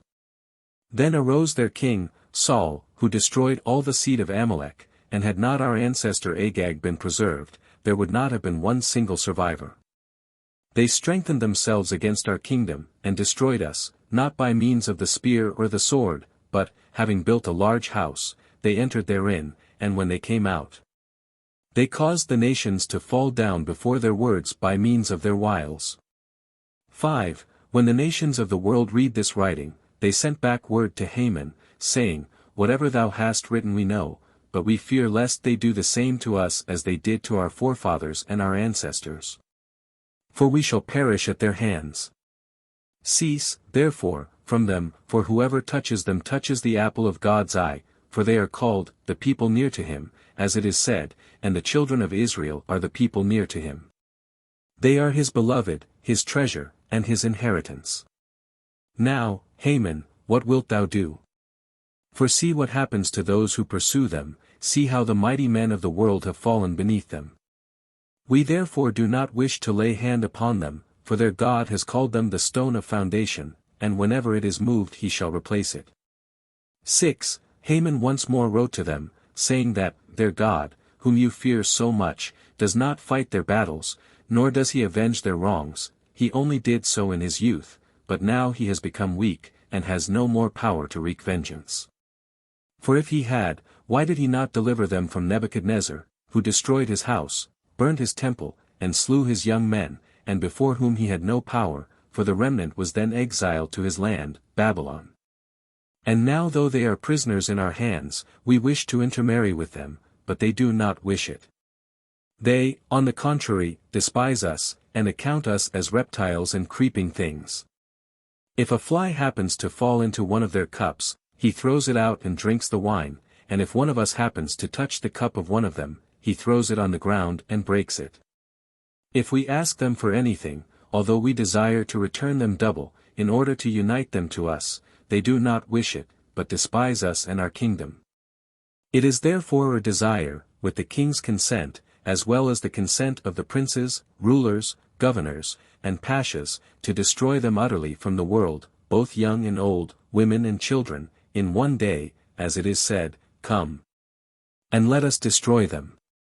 7. As soon as the surrounding nations heard this, with one accord they consented to destroy the Israelites, as it is said, those kings counseled together, etc. One day when Haman was walking along, with the princes of the kingdom following him, Mordecai, while walking in front of them, met 3 children just coming from school, and said to them, Tell me each of you what lesson you have learnt today. The first one replied, Do not be hastily terrified. The second replied, Take counsel together, and it shall be brought to naught, and the third said, Until old age I am he. On hearing these replies Mordecai rejoiced, and gave thanks to God. When Haman met him, he said, What did these children tell thee? And he replied, They told me good tidings. At this Haman's anger was kindled, and he commanded the children to be captured, saying, I will stretch forth my hand first against these children. End of the letter. 82. 1. Our Isaac Napa said Haman worked cunningly against Israel, for it is written, And when these days were fulfilled, the king made a feast unto all the people. The people here referred to is Israel. Haman said to Ahasuerus, The God of these people hates lewdness, for it is written in the Torah, Thou shalt not commit adultery. He, therefore, brought together lewd women, and making the banquet for them, decreed that they should comply with any man's wish. So as not to give the accused the excuse of saying that they had been forced to do such a thing by a decree of the king. As soon, however, as Mordecai perceived this, he said to the people, Do not go to this banquet, that you may not be led into temptation. But the Jews disregarded Mordecai's advice, and went. 2. R. Levi said that 18,560 men went to this banquet, and ate and drank until they were intoxicated with the wine. Our sages say that while they were at the table of this wicked man, Satan appeared before God, and accused Israel in these words, O Lord of the universe, how long wilt thou cleave to this nation, who turn their hearts from thee, who forsake thee, and separate themselves from thee? Moreover, they do not turn to thee in repentance, although the verse has been fulfilled in which it is written, I shall scatter you among the heathen. Therefore, if it is thy will, let them perish from the world. But God asked, What will become of my law? And he replied, Let it remain for the higher beings. Then said the Holy One, Blessed be he, my mind is satisfied to destroy Israel. 3. At that moment he wished to blot Israel out of the world, as it is said, I shall cease to remember man. What is this nation to me, said the Lord, for whom my sorrow increases every day? And God said to Satan, Go, and bring me a scroll, that I may write thereon their destruction. When Satan went out to fetch the scroll, he came face to face with the law, which came forth to meet him in widow's garments groaning and weeping, and at the voice of her weeping the ministering angels cried, saying, If the Israelites are to be destroyed, what is the use of us? And they wept aloud, as it is said, the Aralim cried abroad, and the angels of peace wept bitterly. As soon as the sun, moon, stars, and planets heard it, they clothed themselves with sackcloth, and lifted up their voice in lamentation, as it is said, the heavens and the earth clothed themselves in blackness, and girded themselves with sackcloth. As it is said, I will clothe the heavens with blackness, and make sackcloth their garment. Then they all exclaimed, O Lord of the universe, shall Israel be destroyed, who go from door to door wishing to study the law, observe the Sabbath, circumcision, and the commandments, and for whose sakes we were created? As it is said, if not for my covenant, the day and the night and the ordinances of heaven and earth would not have been founded, and now shall they perish from the world. For, at that moment Elijah went to beseech the righteous men of yore, the patriarchs, Abraham, Isaac, and Jacob, and said to them, O patriarchs, do ye right know that the heavens and the earth and all the heavenly host weep in the day, and cry in the night, and that the whole world is now like a traveling woman, while ye remain silent? But why is this, said they? Because Israel has been handed over to the slaughterer like sheep, to be blotted out from the face of the earth, and their name is to perish, as it is said, Come, and let us destroy them. Then said Moses to Elijah, Is there a righteous man in this generation? And he replied, Yes, there is one, and his name is Mordecai, the son of Jair. Then go, and tell him to supplicate continually for mercy, and I shall do likewise. But, said Elijah, Moses, O faithful shepherd, against thy flock the decree has already been written down, and now they desire to put the seal on it. 5. Notice, then said Moses to Elijah, whether it has been sealed with clay, for then our prayers may still be heard, but if it is sealed with blood, then what has been decreed will happen. After this conversation Elijah, of blessed memory, forthwith went to Mordecai, as it is said, and Mordecai knew all that had happened, and when he heard this, he rent his clothes, as it is said, and Mordecai rent his clothes. Then said Mordecai before God, O Lord of the universe, Thou hast sworn to our forefathers to make their seed as numerous as the stars of the heavens, and now we are accounted for as sheep to be slaughtered. Remember Abraham, Isaac, and Israel, thy servants. 6. Then, gathering all the children of the school together, he afflicted them by depriving them of bread and water, and, clothing them in sackcloth, he placed them on ashes, so that they cried day and night. While the wicked Haman went to his house rejoicing, as it is written, and on that day Haman went home rejoicing, and with a merry heart, and calling his friends, said, Thus and thus has Queen Esther done. And he told them of his greatness, adding, But all this is not enough for me. And Zeresh, his wife, said to him to erect gallows for Mordecai, and it pleased him, and he erected a gallows. Cutting down a cedar from his garden, 50 cubits high and 15 cubits wide, he brought it out, and fixed it near his door, all the while singing praises and songs. And thinking in his heart that at the time of the reading of the Shema he would hang Mordecai thereon. On the same day that he fixed it, it fell upon him, but Gabriel replaced it in its position, saying to him, To thee belongs this beautiful tree, and for thee was it established from the creation. 7. Haman then went out to seek Mordecai, and found him sitting at the head of the children, while they sat upon ashes girded with sackcloth, lamenting and crying. Having beaten them with chains of iron, he appointed keepers over them, saying, First shall these be slain, and afterwards I will hang Mordecai the Jew. Their mothers then brought them bread and water, saying to them, Eat and drink, my children, before you die. But they refused, and, swearing by the life of Mordecai, they placed their hands upon their books, and said, We shall not eat anything at all, but shall die in our fast. 8. After rolling up his scroll, each one of them placed it at his heart, and when the hours of the night passed by their lamentation was heard on high, and the supplications of the patriarchs. The Holy One said, I hear the voices of kids and goats. At which Moses replied, O Lord God of the universe, Father of the fatherless, and Judge of the widows, these are not kids and goats, but the young of thy people of the house of Israel, who sit fasting now for 3 days and 3 nights. Bound in chains of iron. But tomorrow they are to be slaughtered like kids and goats, while the heart of the enemy rejoiceth. The mercy of God was then moved for them, so that he broke the seals, rent the decree, and frustrated the counsel of Haman and his plans, causing the salvation of Israel and Mordecai to spring forth, thus fulfilling what is written. I shall cut off the horns of the wicked. But the horns of the righteous shall be raised on high. 83. 1. It is written, on that same night the sleep of the king was disturbed. God at that time said to the patriarchs, they have been condemned to destruction. They replied, O Lord of the universe, for what reason? Because in the time of Nebuchadnezzar they did not sanctify my name, and made me to be one who hath no power to deliver. Whereupon they replied, Now, O Lord, do unto them what seems good to thee. But as soon as God saw that they bowed to justice, he arose from his throne of justice, and sat upon the throne of mercy.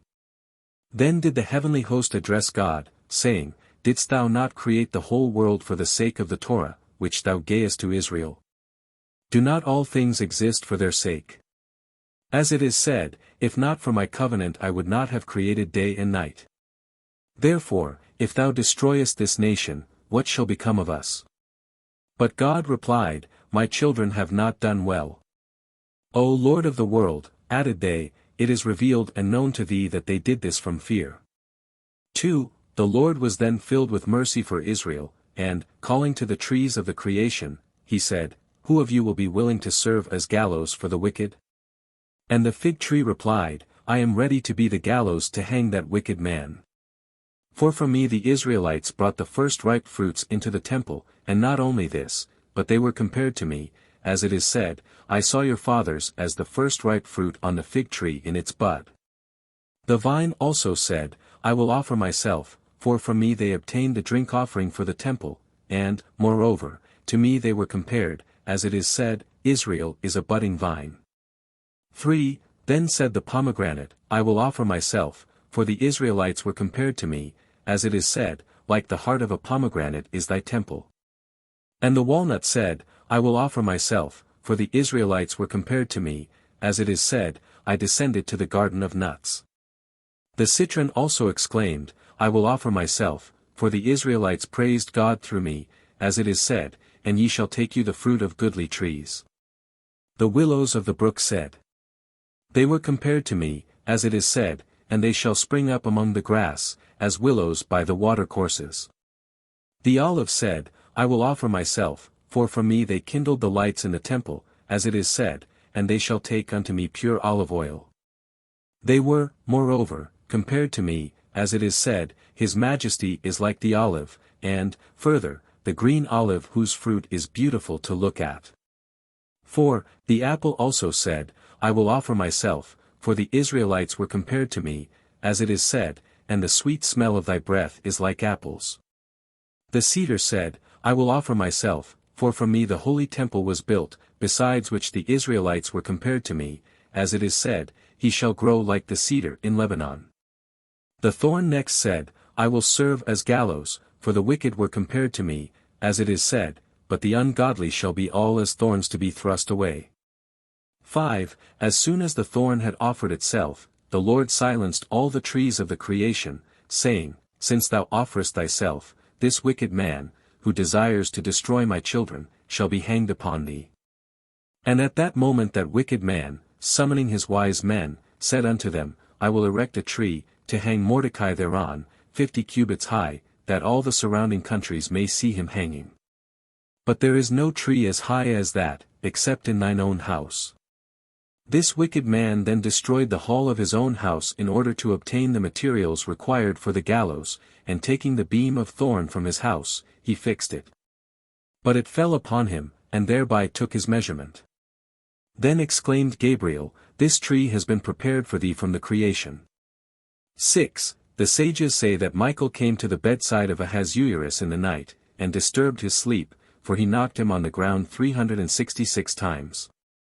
When he arose, in great anger, he saw 3 companies before him, one of butchers, one of bakers, and the third of butlers, and said to them, Ye have given me poison, and you seek to kill me and to blot me out from the world.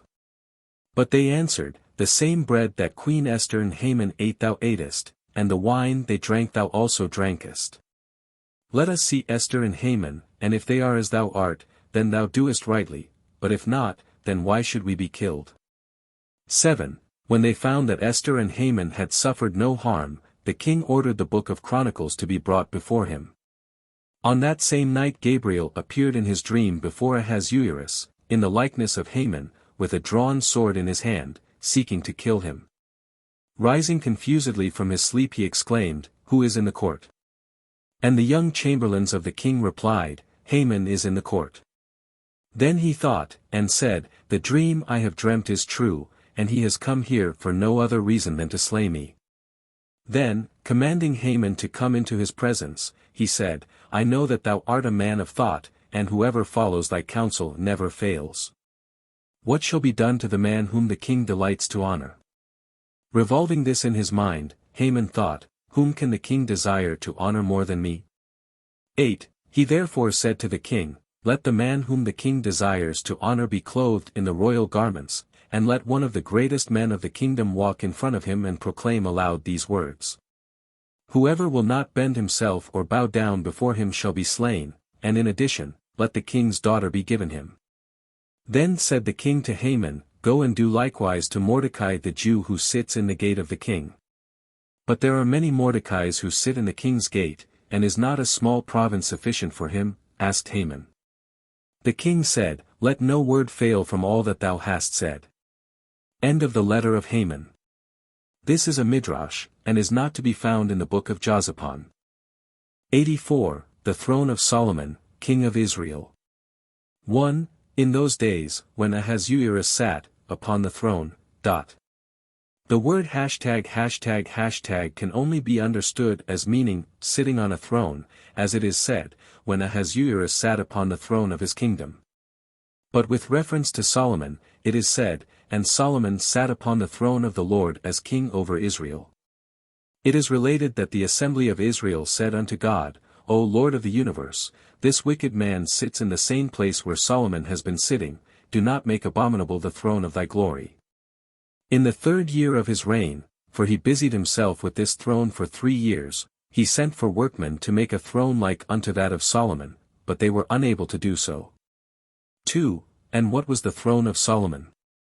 The sages say that Solomon mounted his throne by 6 different ways, each way having steps. On each step there were 2 lions, one on the right and the other on the left, who did not remain quiet, but were active. And what did they do? When Solomon went up on the first step, the lions on the right stretched out their paws upon which a writing was engraved. He could not place his foot on the second step until he had read what was written on the lion's paws. It was, Ye shall not respect persons in judgment. Turning now to the left, he read what the other lions had written on their paws, Thou shalt not accept any bribe. 3. Thus at every step he had to read some portion of the law of judgment. All the steps were set with precious stones and pearls, red, white and green. Kinds of trees and species of the palm trees were fixed on both sides of each step, and upon their branches there nestled all kinds of eagles, peacocks and birds. On the highest step were 2 huge pillars of ivory on the heads of the lions, and 2 golden hollow vines fragrant with every kind of perfume, which they exhaled whenever Solomon ascended the throne. The throne itself was made of ivory, overlaid with the gold of Ophir, and surrounded with precious stones and pearls. On either side of the throne a golden seat of honor was placed, one for Gad the seer, and the other for Nathan the prophet. 4. And 70 other seats of gold for the 70 judges of the Sanhedrin formed a circle round the central throne. In front of it was a lamp of gold, with its snuffers and censers and other appurtenances. And on one side of this lamp were seen in sculptured work the 7 patriarchs of the world, viz., Adam, Noah, Shem, Abraham, Isaac, Jacob and Job, while on the other side were the 7 pious men of the world, viz. Kehath, Amram, Moses, Aaron, Eldad, Medad and and on the top the form of a priest was seen kindling the light. 5. On the steps approaching the throne were placed as many unclean animals as clean, all facing each other, on the first step the ox was placed opposite the lion, on the second, the goat opposite the wolf, on the third missing. On the fourth, the bear opposite the hart, on the fifth, the eagle opposite the dove, and on the sixth, the hawk opposite the turtle-dove. The ascent to the throne was made between these animals. As soon as Solomon placed his foot on the first step he turned round, and the lion immediately stretched out its paw on the right and the eagle its talon on the left.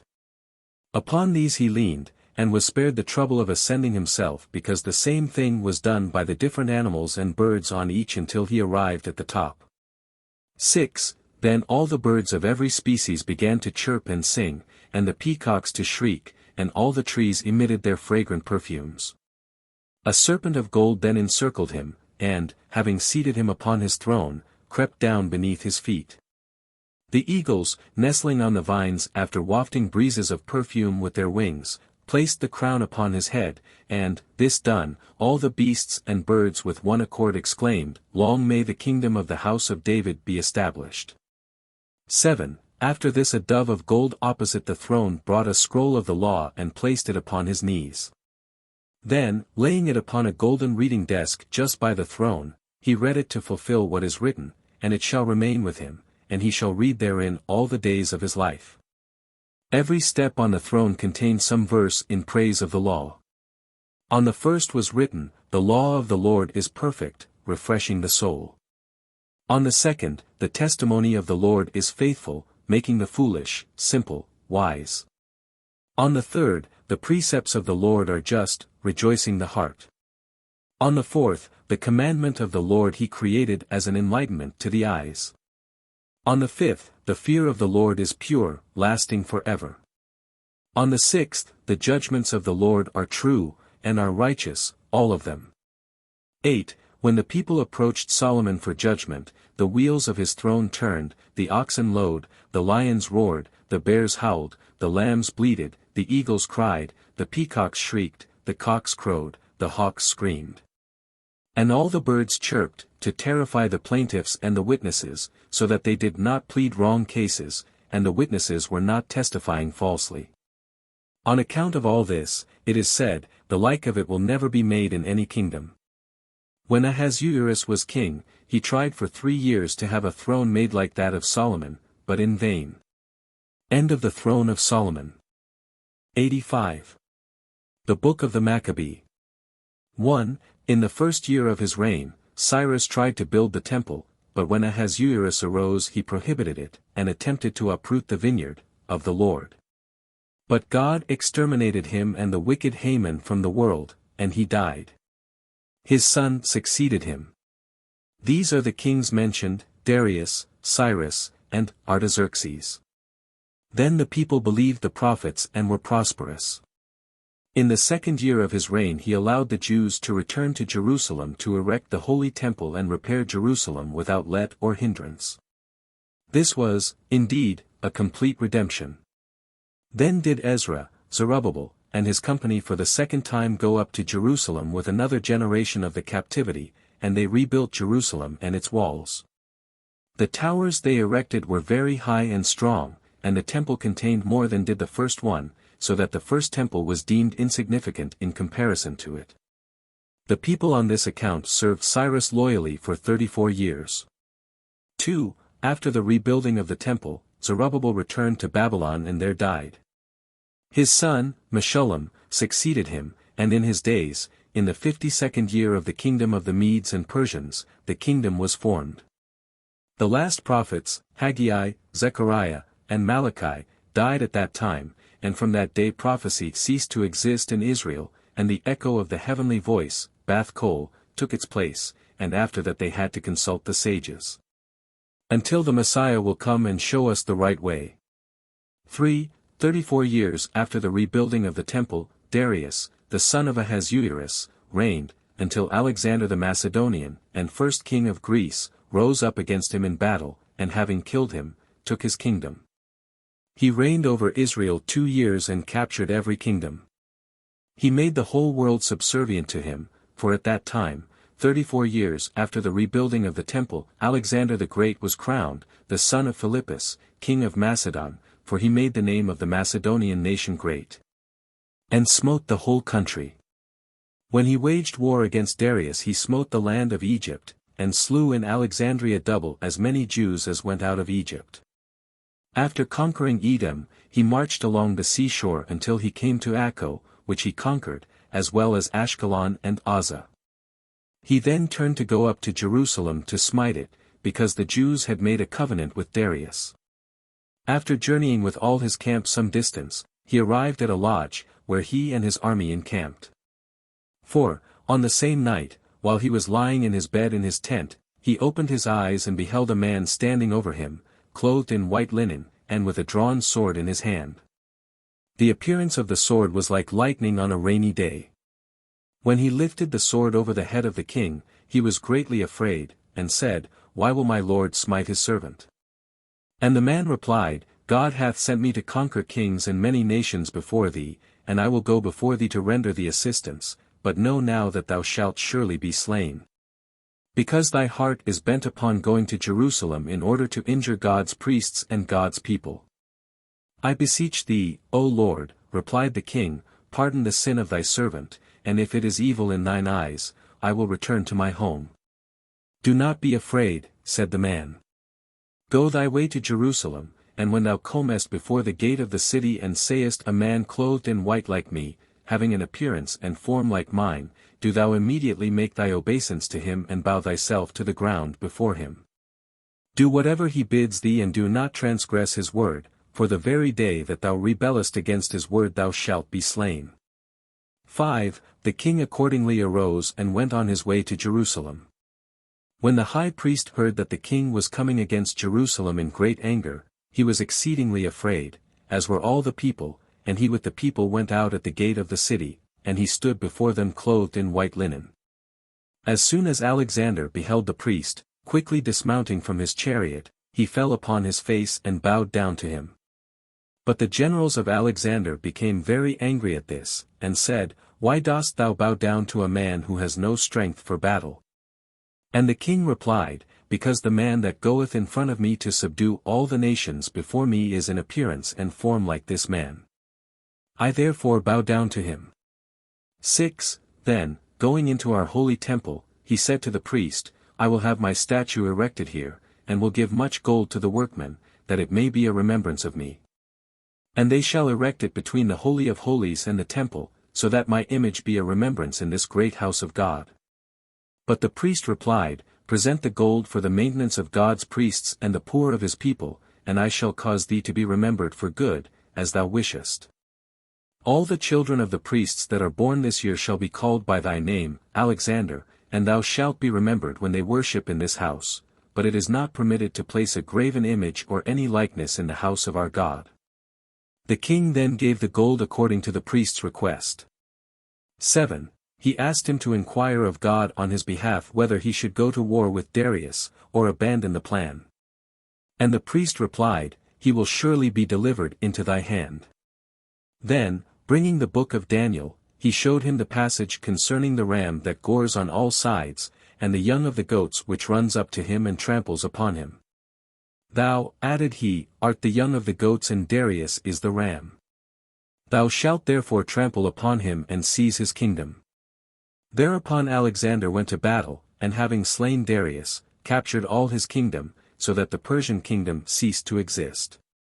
Alexandria in Egypt was made the royal city. 8. He ruled over all the nations just as a shepherd rules over his flock. He soon went over to India, traveling right across the country to its extremity, and extended his dominion, as we learn from the Talmud. R. Jose said, "For 6 years he reigned in Elam, and afterward spread his kingdom over the whole world. He reigned altogether 12 years, and when he was on his way home to his house he died.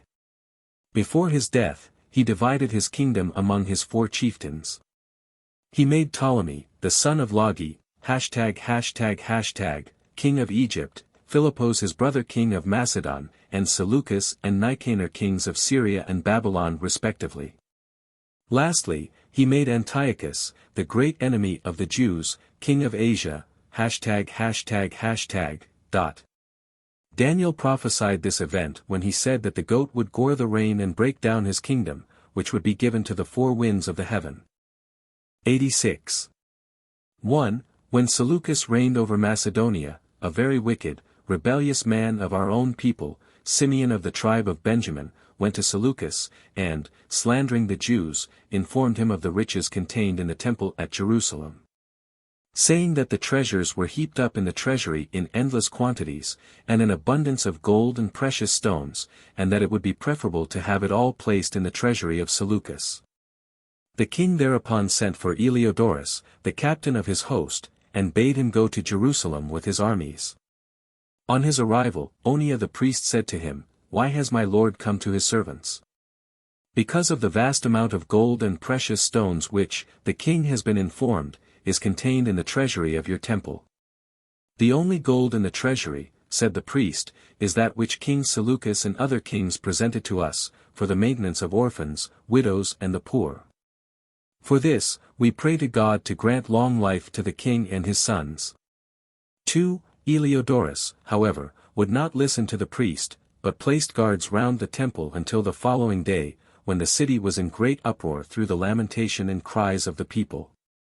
The priests also called upon their God, and the old men and women and princes covered themselves with ashes and afflicted their souls with fasting. They withheld food from even the young, and milk from the sucklings. They cried to God to guard the treasury and the riches deposited therein. Even the young virgins spread out their hands through the windows of their houses, and besought the Lord for protection. And as to Oniah the priest, he afflicted his soul, by fasting, and having stripped himself of his garments of honor, clothed himself in sackcloth and ashes, for he was grief-stricken, and, from his appearance, one could imagine the sorrow that was in his heart. 3. On the next day the enemy came with all his hosts and went into the temple shouting, but the Lord caused a strong and mighty sound of thunder to be heard, together with an earthquake, and a tempest that overthrew mountains and shattered rocks. On hearing this, all his troops took to flight, and hid themselves wherever they could, so that he, Heliodorus, remained alone, and, lifting up his eyes, he saw an awe-inspiring man clothed in gold, decked with precious stones, and girt with implements of war. He was riding a splendid horse, that was plunging and rearing, trotting and galloping in the temple. Heliodorus immediately ran away, but the horse felled him to the ground, standing over him. The man then commanded his two young servants, clothed in white linen, with staves in their hands, to smite Heliodorus very severely. And the two young men at his bidding stood one on each side of him, and beat him mercilessly until he became insensible and hovered between life and death. 4. Young priests came then, and lifting him on their shoulders, carried him into his tent and placed him in his bed, where he lay motionless and dumb. He could neither speak nor partake of any food.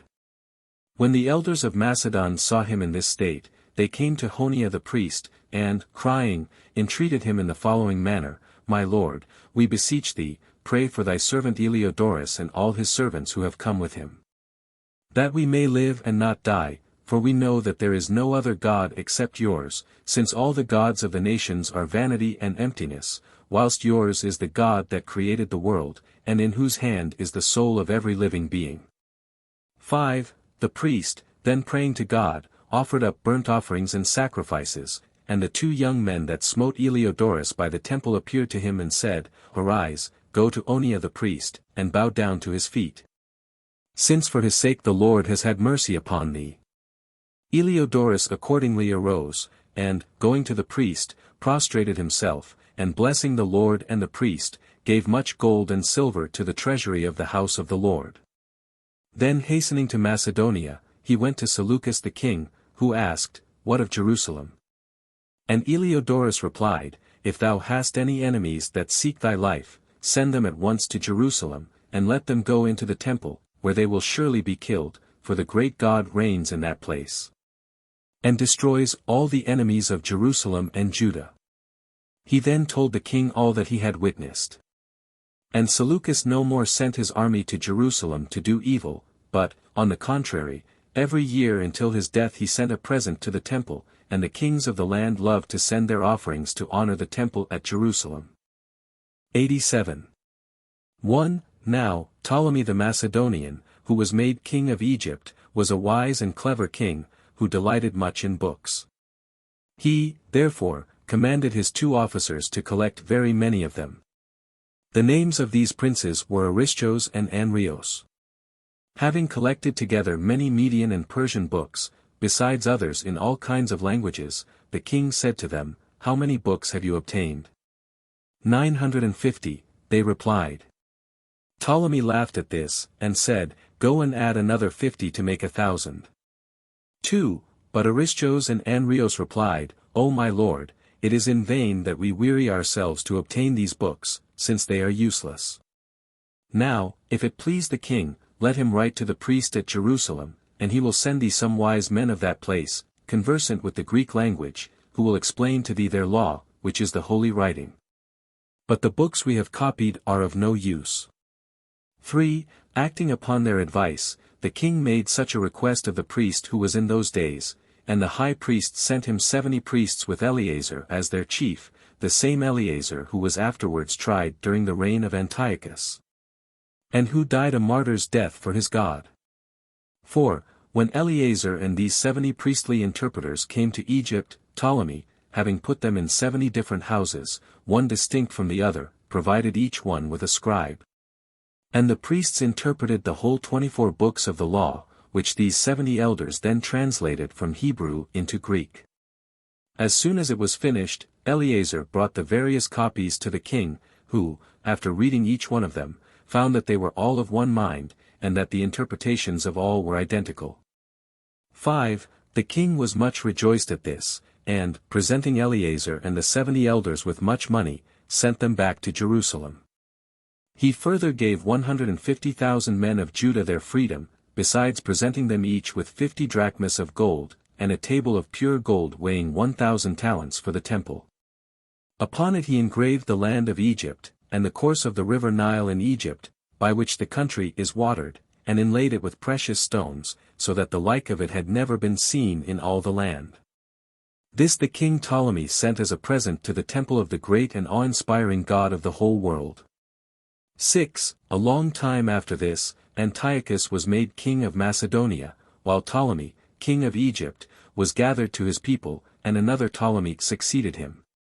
But Antiochus rose up against him, and having slain him, captured the whole land of Egypt, over which he reigned.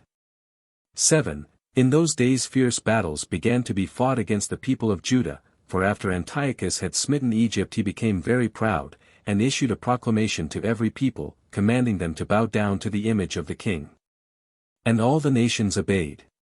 But the godless men of our people, Menelaos, Simeon, Alcamos, and others, incited Antiochus to do evil to the Israelites. At this time a great miracle was seen in Jerusalem. There were seen 40 men riding between heaven and earth on what seemed like horses of fire. The riders carried in their hands partly golden implements of war, with which they fought one against the other for 40 days. At this the wicked men of our people went to King Antiochus, and said, "Behold, we have seen a miracle in Jerusalem, and the people say that Antiochus the king is dead, and are rejoicing at the downfall of our Lord." 8. The king was greatly angered at this, and immediately went to Jerusalem and smote them with the edge of the sword, so that there was a great slaughter in the city. A great multitude were sent into exile, and the assembly of the Asidim scattered. They fled to the forest, and fed upon the grass as animals, and hid themselves in the forest like wild beasts, for Antiochus was not satisfied with slaying many, but he sent many more into captivity, and when he left the land of Judah, he left his officers to afflict the people, and he left Philippos the Pelusian. They are Phrygians, ###, and so are also the Trojans, ###, of whom the Romans are descended. Philippos belonged to that race. The king left him there to oppress the Israelites, commanding him thus, "Whoever is willing to bow down to the image I set up, and to eat of the flesh of the swine, shall live, but all who refuse shall be slain without mercy. Prohibit also this people from observing the Sabbath, and from circumcising their children." 88. 1. The king then returned to Macedonia, and, having left Philippos in the land of Judah, he, Philip, acted according to the word of the king, and prohibited the people of Judah from studying the Torah and from performing the service of their God. He supported the wicked and the rebellious of our people, and slew many of the congregation of the Asidim. 2. At that time 2 women were discovered who had circumcised their children. They hanged them by their breasts, and hurled them with their children from the top of a tower. They burst open and died. 3. After this Eleazar, the chief of the priests, of whom we have spoken as having gone to Egypt in the days of Ptolemy, was captured and brought to Philip. And Philip said to him, Eleazar, thou art a wise man and a man of understanding, now, do not transgress the command of the king, but eat of the flesh of his sacrifice. But Eleazar replied, Far be it from me to set aside the command of my God for the performance of the command of the king. Then did Philip call him aside and say, Thou knowest that I have loved thee now for many years, therefore I have pity for thy soul and for thy old age. Now let a portion of the flesh of your own sacrifices which you are allowed to eat be brought to thee, and eat it before the people so that they will say thou eatest of the flesh of the king's sacrifice. By this means thou canst save thy life and not die. 4. When Eleazar heard this he thought of the greatness of his honor and of the sanctity of his glory, and said to Philip, I am now 90 years old, and have never yet served my God with deceit. Nor is it meet for me now to do so and to deceive man, for then the young men will say, Since Eleazar, although 90 years of age, has frustrated the law of his God, we can also do so, and they will thus bring destruction upon themselves. Now, far be it from me to defile my holiness, to taint the purity of my old age, and to cause these young men with me to waver, and give them the pretext for saying, Eleazar, although 90 years of age, has sinned against his God, and has chosen to serve the vanities of the nations. Let us do likewise. For even if I escape from your hands today, I cannot escape God, for no man can, either living or dead, since his dominion extends over the living to bring death upon them, and over the dead to quicken them to life. I shall therefore die true to my faith, and shall leave my power behind to my people and my young men, so that when they see me give up my life so readily, they will desire to follow my example, and thus keep their Torah precious, and will choose a worthy death. 5. As soon, however, as Philippos heard these words, he turned exceedingly cruel, and commanded his men to bind the pious old man and to beat him. They thereupon smote him with all manner of weapons without pity, and he groaned, saying, O Lord my God, who hast caused me to reach this old age, thou knowest that I was able to deliver my soul from such a death, but did not wish to do so on account of my love for thee. Now they smite so cruelly and fiercely that I would not be able to bear it were it not for my fear of thee, which renders them as nothing in my eyes, and I suffer them willingly. While he was still speaking these words his life closed, and he left might to his people and power to his young men. 89.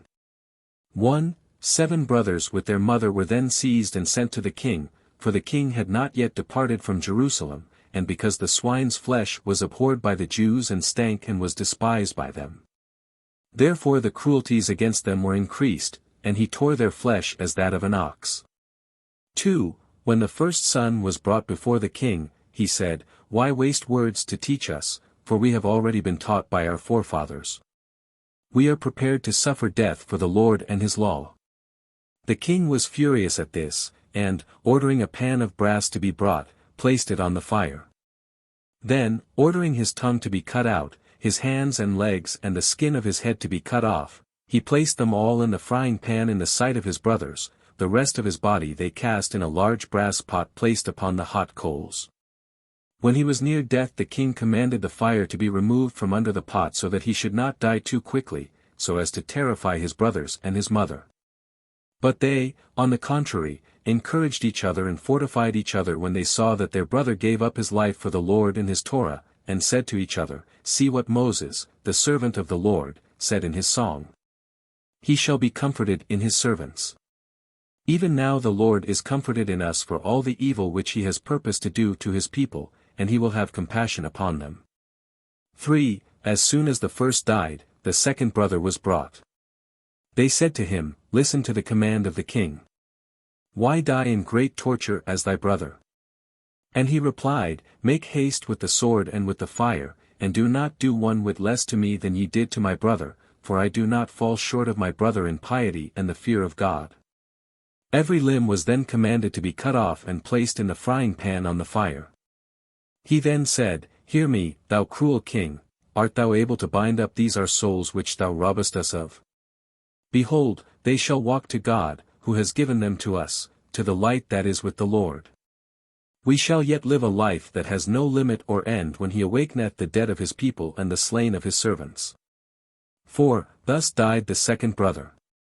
When the third was brought, he looked at the king, and, stretching out his right hand towards the king, said, What business of thine is it to destroy us, O thou enemy and foe?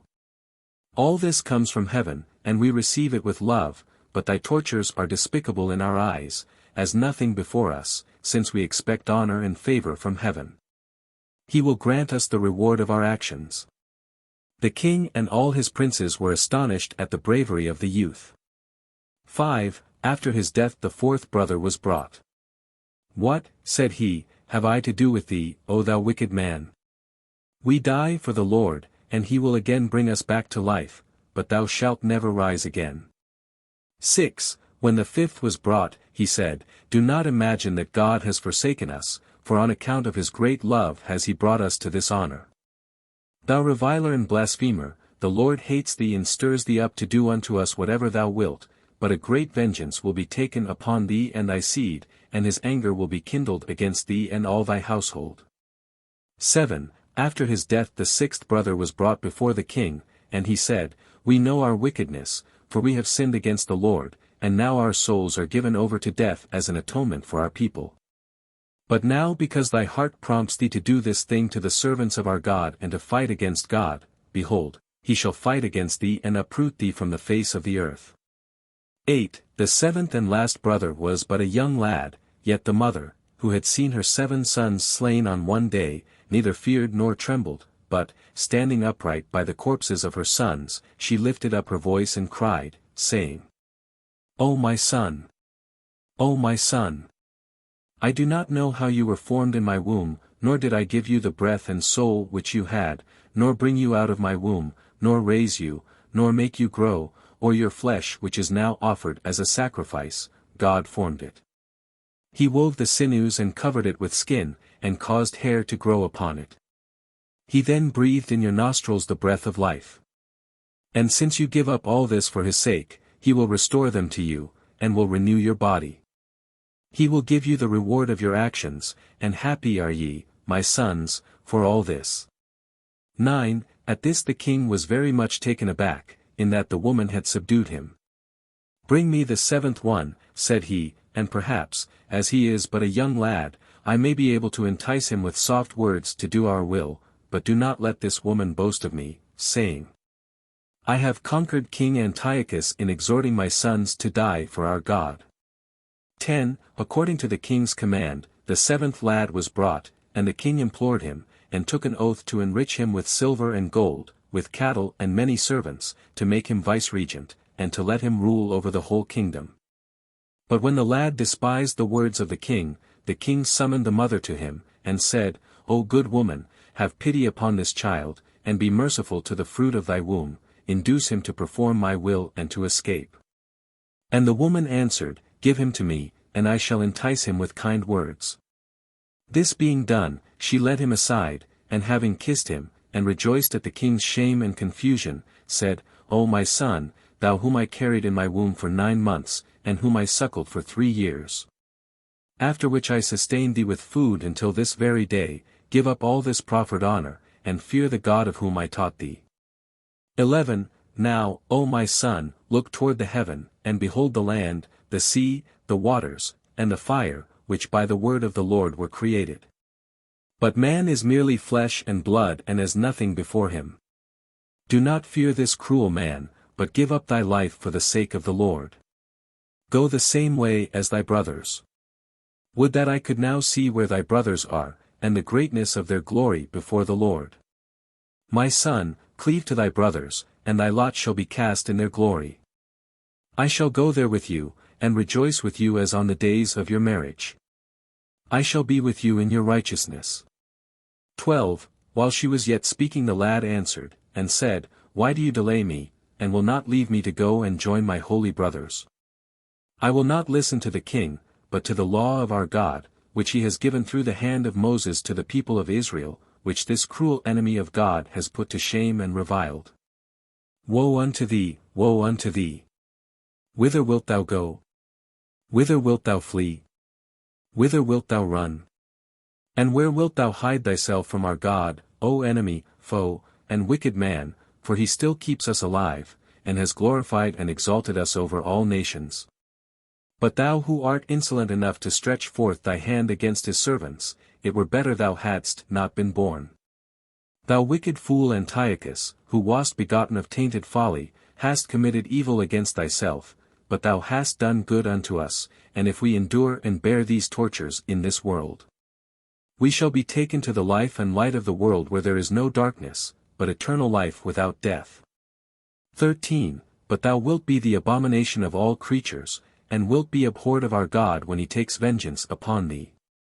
Thou shalt die an unnatural death, plagued with dreadful plagues.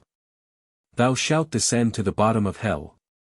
Thou shalt be drawn into darkness, where there is no life or light, but darkness and shades, where there is no repose or rest, but trouble, sorrow, brimstone, and fire.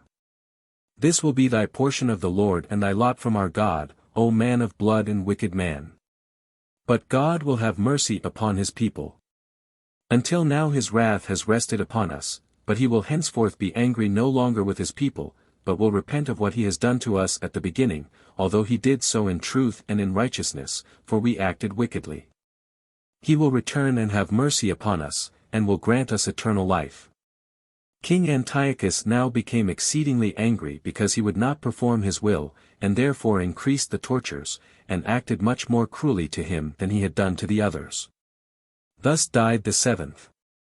14. The mother then stood by the corpses of her sons, and, spreading out her hands, she said, O exalted and awe-inspiring God, O God of the universe, now will I come, now will I die with my sons in the place which thou hast prepared for them.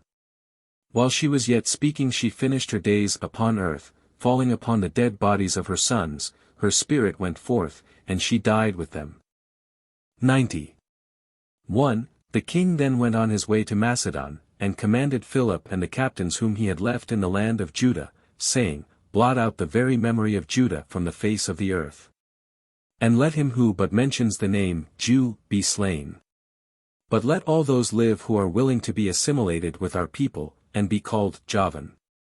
2. Accordingly Philip and the captains with him destroyed all whom he discovered observing the Torah, with the exception of those who fled with Mattathiah, the son of Jochanan to Madath. For Mattathiah would not bear the reproach of the uncircumcised, but was zealous for his God, and, weeping, he said, Woe unto me, O my mother, that thou didst give me birth to behold the breach of my people. 3. Then he sent his son Judah secretly to say to the Jews, Whoever of you are on the side of the Lord, come to me. There gathered unto him a large assembly of Hasidim, and Mattathiah addressed them in the following words, Why multiply words? The only thing that remains for us to do is to pray and to fight. Let us strengthen ourselves and die in battle, but not as sheep led to slaughter. When they heard these words they all of them took courage, braced themselves up, and said each one to his neighbor, To thy tent, O Judah. Rule again over thine own land. It is enough, King Antiochus. Now sharpen thy sword, O people of Judah, and beware of thy life, O nation of Macedon. From that day the Macedonian yoke was broken asunder from the shoulders of Judah. 4. When Philip and the chiefs of the king heard these words they went against them with a large army. When they were going against them, they found on the way men, women, and children of Judah in a cave all observing the Sabbath. Coming to the entrance of the cave, they said to them, Come out and profane the Sabbath, and perform the command of the king and live, and do not allow yourselves to die. But they said, We shall not come out nor shall we profane the Sabbath day. Let the heavens and the earth be witness that we die in our integrity. Philip then commanded fire to be brought and placed at the mouth of the cave. Then, placing some wood upon it, he filled the cave with smoke, so that they were all suffocated. 5. The chiefs of the king then marched upon Mattathiah, to the mount of Madath, and found him, his sons, his brothers, and a few of his people of the assembly of the Asidim fully armed for war. For they had brought their wives and children to that mountain. The chiefs of the king approached Mattathiah with words of peace, saying, O honored among thy people, perform the command of the king and live and do not die. 6. But Mattathiah answered very proudly, saying, I obey the command of my king. Do you obey the command of yours? At this the chiefs were confused, and, being silent, did not say another word, for they wondered at Mattathiah, and were thinking how they could capture and slay him as they had slain the other pious men. 7. But suddenly one of the renegade Jews among the chiefs of the king said, I am astonished at the chiefs of the king and his army. How long will ye hold your peace and not perform the command of the king by rising up against Mattathiah, who was insolent enough to refuse to obey the king's command? And after he had spoken thus he unsheathed his sword, and, cutting off the head of a swine, he took it in his hand and carried it to the altar which they had built to sacrifice to the king's vanities. Then, placing the head of the swine upon the altar, he offered it with frankincense to the idols of Antiochus. 8. When Mattathiah beheld this he was exceedingly wroth, and his fury burnt within him. Then, drawing his sword, he leaped upon the sacrificing Jew, and, severing his head from his body, he held it up on high before the chief of the king who approached Mattathiah, while the body fell down from the altar upon which he stood. He also killed the king's chief, and put the rest of them to flight, leveling to the ground a number of the crowd. Then, sounding the shofar, he gave the signal for war. 9. He was the first one to raise his hand against the Macedonian kingdom. He also commanded us to fight on the Sabbath, and he will stand by us to defend us in this matter. It is written in the book of Joseph ben-Gurion the priest. 10. Mattathiah with his sons and brothers then marched forth, and with them a large band of the Asidim. They pursued those who had hidden themselves, and smote and discomfited them, until there did not remain one in the whole land of Judah. They then circumcised their sons. Thus, great salvation was brought about by the Lord through Mattathiah. 91. 1. Now, the days of Mattathiah were drawing to a close, so, calling his 5 sons to his bedside, he encouraged them and exhorted them, saying, I know that now fierce battles will be waged in the land of Judah. Since we have been stirred up to fight for our people. Now, my sons, be zealous for your God, for his sanctuary, and for his people. Fight, and do not be afraid of death. If you die in battle, you will be received among your brethren, and their portion shall be shared with you, for to all our ancestors who have been zealous for God, God has given honor and favor. Did not our ancestor Phinehas receive the everlasting covenant, and did not our other ancestors who were zealous for the Lord receive their reward from the Lord? 2. Then, addressing Simeon his son, he said, I know the wisdom that God has put in thy heart. Withhold not, then, thy counsel from this people, and be to thy brethren as a father, and they shall hearken to thee and to all thy counsels, since our God has given thee might and wisdom. 3. Next Mattathiah called his son Judah, who came and stood before him.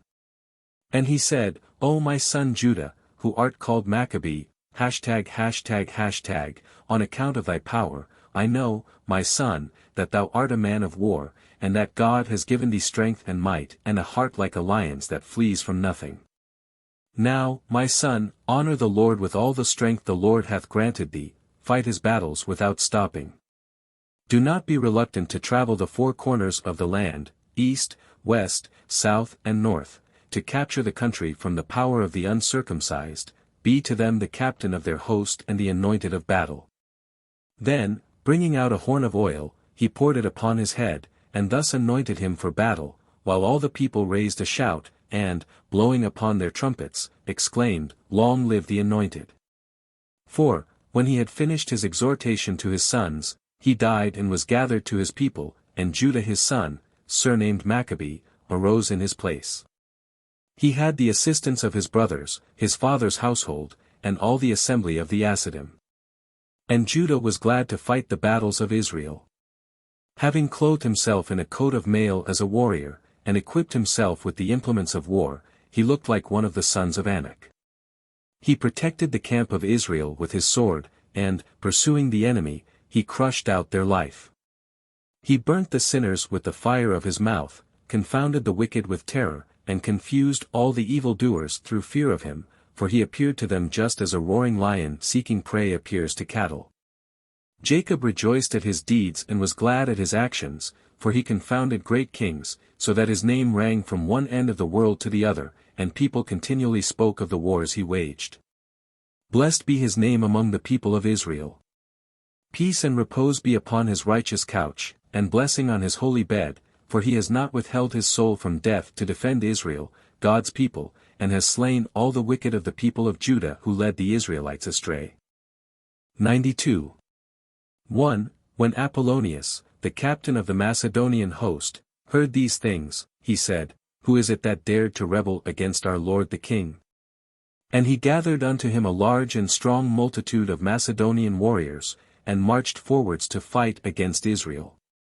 Judah went out to meet him, and a very fierce battle ensued between the Macedonians and the assembly of the Asidim.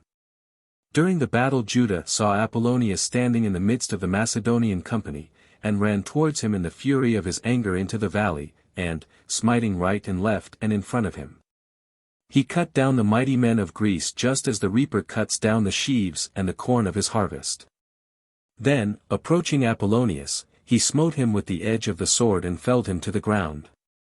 Then, putting the Greeks and Macedonians to flight, they fled in haste, and Judah and the assembly of the Asidim pursued them and smote them with a very great slaughter, and, having taken their spoil, Judah seized Apollonius's sword and fought with it all his life. 2. When Saran, the captain of the host of Syria, heard this he said, I will go and fight against Judah, and thus make a name for myself. Then, summoning all his people, he went to Bethoron. Judah, becoming aware of this, said to his men, There is no time for delay, let us go out to them, although our brethren the Asidim have gone away from us, for if we wait until they return, our enemies will say we are afraid of them. Therefore Judah marched all the night long. At daybreak, when the people suddenly beheld in the distance a strong and mighty army, they said to Judah, How can we who are so few go to war against this great multitude? But Judah replied, Cry unto heaven, and ye shall be saved, for the battle is in the hands of the Lord to deliver the many into the hands of the few, it is in his power to save either with a multitude or with a few. 3. Judah then went sideways near the enemy's camp, and suddenly leaping upon them, he struck terror into them, and thereby Saran with all his men were put in confusion. Judah pursued him, and, overtaking him, smote him. On that day as many as 800 corpses of the Syrians were found piled up in heaps on the field. Those that remained fled into the land of the Philistines, and the fear of Judah fell upon all the nations. 4. Now, as soon as Antiochus heard these things, he was very much vexed, and gathering together all his people and all the nations under his rule, mustered a strong and mighty army, and divided it into 2 portions. With one half he went to Persia, for the Persians had revolted from the Macedonian rule when they saw that the people of Judah had rebelled. The other half he handed over to Lysias, of his own kin, and of royal Macedonian descent, saying to him, Thou knowest all that Judah, the son of Mattathiah, has done to my 2 chiefs, Apollonius and Saran, and to all their host. Therefore, go now and smite all the inhabitants of Judah, and my son Eopater, will go with thee. I myself will go to Persia and uproot the nation that rebelled against me. 5. Accordingly, Antiochus the king went to Persia, and left Lysias in command to wage war against Judah and look after his son. Lysias chose for himself Ptolemaeus, who is Ptolemy, Nicanor, and Gorgias, men of valor, sending with them 40,000 young warriors on foot and 7,000 horsemen. And the entire armies of both Syria and Philistia joined them in marching against Judah to destroy it. When Judah and all the elders of Israel heard this they proclaimed a fast, and clothed themselves in sackcloth, and placing dust upon their heads, cried unto the Lord. 6. After the fast Judah numbered his people, and appointed over them captains of thousands, captains of hundreds, captains of fifties, and captains of tens. Then marching into the field, he issued an order in the camp, saying, Whoever has planted a vineyard or built a house, and whoever is betrothed or faint-hearted, let him return home, and many of them returned.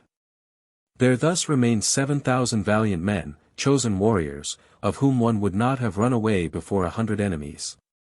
7. Judah then marched on to meet Nicanor, who had brought many merchants with him, for he intended to sell to them the young men and the young women whom he would capture and carry into captivity from Judah. He went into the valley to meet Judah.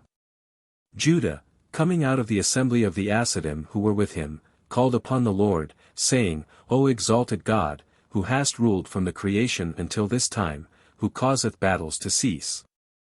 And in whose hands is power and might to exalt or to humble, subdue and humble this nation before the lowly of thy people, for thou wilt subdue nations under us and peoples under our feet. After his prayer, the priests blew their holy trumpets, and all the people raised a shout. Then did Judah leap into battle, and smote the camp of Nicanor with heavy slaughter, so that they fled before him. Pursuing them with his army, he continued to slay them in their flight. The number of the slain was 9,000. They then returned and took their spoil, and the gold which the merchants had brought with them to purchase the Israelitish youths. This they distributed among the poor, and then rested in that place, for the battle was fought on the 6th day. 93. 1. Departing thence, Judah went to Bachirs, ###, and Timotheos, and a severe battle ensued between them, in which he himself killed on that day 20 Macedonian warriors.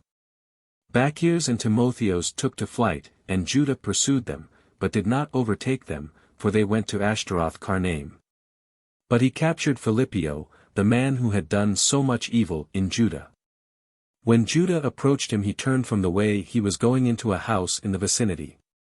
Judah then ordered his men to overthrow the house upon him, and to burn him to death in that place. He thus avenged the death of Eleazar and the blood of those pious men which Philippio had shed. They then returned to strip the slain and they sent the spoil to Jerusalem. 2. Nicanor fled thence and escaped, for he had stripped himself of his purple coat, and dressed himself in a poor man's coat, so that he could not be recognized. In this way he came to Macedon and related to Lysias all that had happened. 3. At that time King Antiochus returned from Persia, ashamed in that the Persians had made him flee the country of Ecbatana, and when he was informed of all Judah had done to his chiefs, and how he had smitten them, he was filled with wrath and fury. He reviled and blasphemed, and said, I will go to Jerusalem, and make it a burial ground, and will fill it with the carcasses of the slain. He then summoned together all his people, his charioteers and horsemen, a large and mighty multitude. 4. But the Lord had a jealous care for his people, for his city, and his temple, and remembering all the evil Antiochus did to his people, he required the blood of those pious men from Antiochus. And therefore plagued him with boils and with an internal disease. Yet he was not humbled through this, but said, Press on, ye charioteers, press on, ye horsemen, press on, ye soldiers. I will go to Jerusalem, and will carry out my intention, for who can stand before me?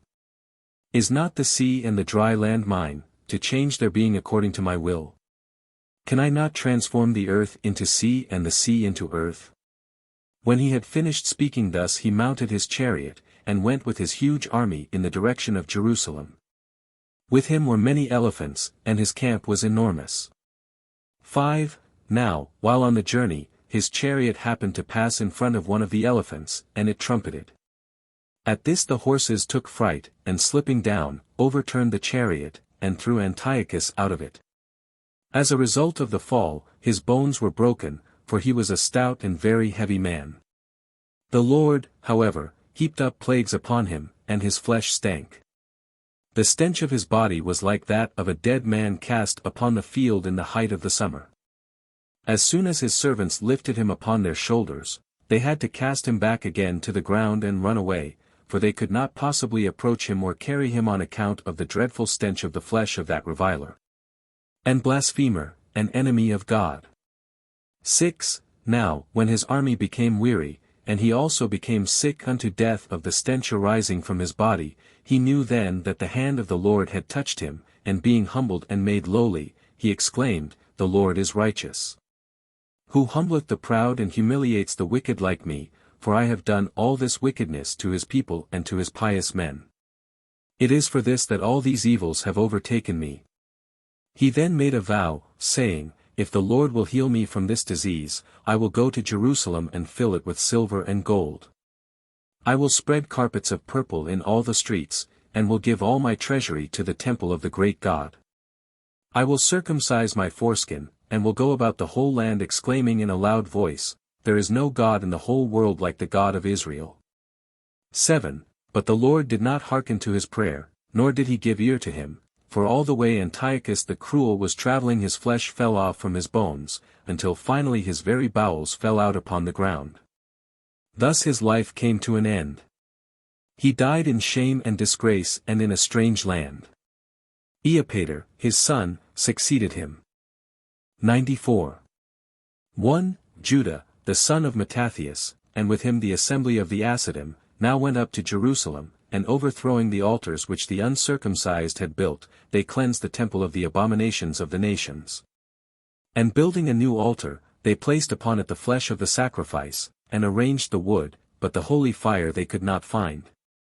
Then calling in prayer upon the Lord, fire came forth from a stone upon the altar, and they placed the wood upon it. This fire remained with them until the time of the third captivity. On the 25th of Kislev they dedicated the altar, and placing the showbread in its place and kindling the lights, they praised the name of the Lord by reading the Hallel Psalms for 8 days. 2. After this dedication, Judah marched to the land of Edom, and Gorgias came to meet him with a huge multitude of men, but Judah smote Gorgias and his camp, and put them all to flight. Pursuing them, Judah's men left upon the field 20,000 of the enemy slain. Gorgias then fled to Arabia to Timotheos. And Timotheos, marching out with 120,000 men of the Macedonian and Arabian armies, went into the land of Gad and Gilead, and slew many of the Jews, so that they sent a letter to Judah, saying, Come up and save us. For the sword of Timotheos is consuming us. Again another letter arrived, saying, The sword of Tyre and Sidon is destroying us, and the men of Macedonia who dwell there. 3. As soon as Judah heard these words, he cried to the Lord in fasting and prayer, and selecting all the valiant men and the Asidim, he made haste to pass the Jordan. Simeon also took with him 3,000 men of Judah, and hastening to Galilee, engaged in a fierce battle, in which he slew 8,000 men, and thus delivered his brethren in Galilee. Then, taking the spoil of the slain, he returned to Jerusalem. 4. Judah the anointed one of battle, having passed the Jordan, arrived at Gilead, where they found Timotheos attacking the city on Mount Gilead, and, having girded himself for the fray, a fierce battle ensued. The two armies stood opposite each other, that of Timotheos being mighty and strong, while Judah's army was few in number. And in the midst of the fight Judah cried unto the Lord, when he suddenly beheld 5 young horsemen, clothed in gold. 2 of them stood in front of Judah, and then, placing themselves one on each side of him, protected him with their shields, while the other 3 fought against the camp of Timotheos. As soon as Judah saw them, he at once knew that they were sent from heaven to assist the pious, and, encouraging his men, he pressed hard upon Timotheos's army and smote 20,500 of his men. Timotheos himself and his army fled thence towards the Jordan, but Judah was after him, making havoc among them all the time until they came to Aza. 5. Here Timotheos recruited his men and prepared again for battle, for the whole army of Philistia had now joined his ranks. When Judah arrived at that place he leaped upon them as a lion upon a flock of sheep. Timotheos took to flight, and his whole army was scattered in confusion. The Hasmoneans pursued them and cut them to pieces until there were none left. Timotheos fled to Aza, and there took refuge within the closed gates of the city, from the high walls of which he still gave battle. For 5 days Judah and his men besieged it. 6. On the 5th day the men of Timotheos, ascending the high tower, cursed and defied the anointed one of battle, and taunted them all with words of insolence. At length 20 Hasmoneans, becoming heated through passion on account of the reproaches, took their shields in their left hands and their swords in their right hands, and, running towards the wall, scaled it one after another by means of a ladder. Then, smiting those upon the wall, they made room for their fellows, all of whom likewise scaled the wall. The 20 men then went into the marketplace of the city, shouting and killing many of the enemy. Then, going towards the gate, they attacked it within, while the whole army of the Hasmoneans approached it from without, and set fire to it, whereupon the gate fell to the ground. In this manner was the city of Oza captured. Then, seizing the men who defied the anointed one of battle, they burnt them to death, and put the inhabitants to the edge of the sword. For 2 whole days they did not cease from their deadly work of slaughter. 7. Timotheos, fleeing, hid himself in one of the pits and could not be found. But they discovered his brothers, Birean, ###, and Apollopanis, ###, and brought them to Judah, who ordered their heads to be cut off. The spoil of the city they carried to Jerusalem with songs, praises and thanksgivings, and sang the psalms of David, king of Israel, to the Lord, whose mercy endureth forever. 95.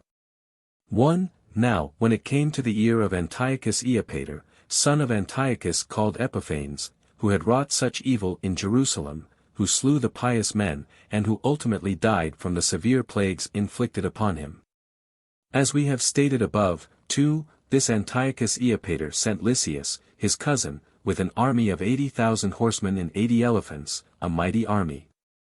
They came to Judah and Jerusalem and gave battle at Bethter, ###.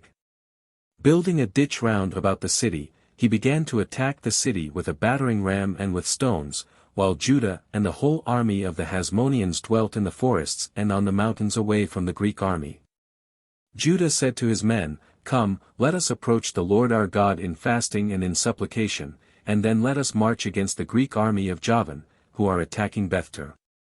3. After the fast he blew the shofar, and then gave the signal for battle, and he and all his men went to assist their brethren in Bethter. When they came to Jerusalem they entered the temple, offered peace offerings, sacrificed burnt offerings, and cried to the Lord. Then, departing from Jerusalem to go to Bethter to the Macedonian camp, Judah said to his men, "Be strong and of good cheer.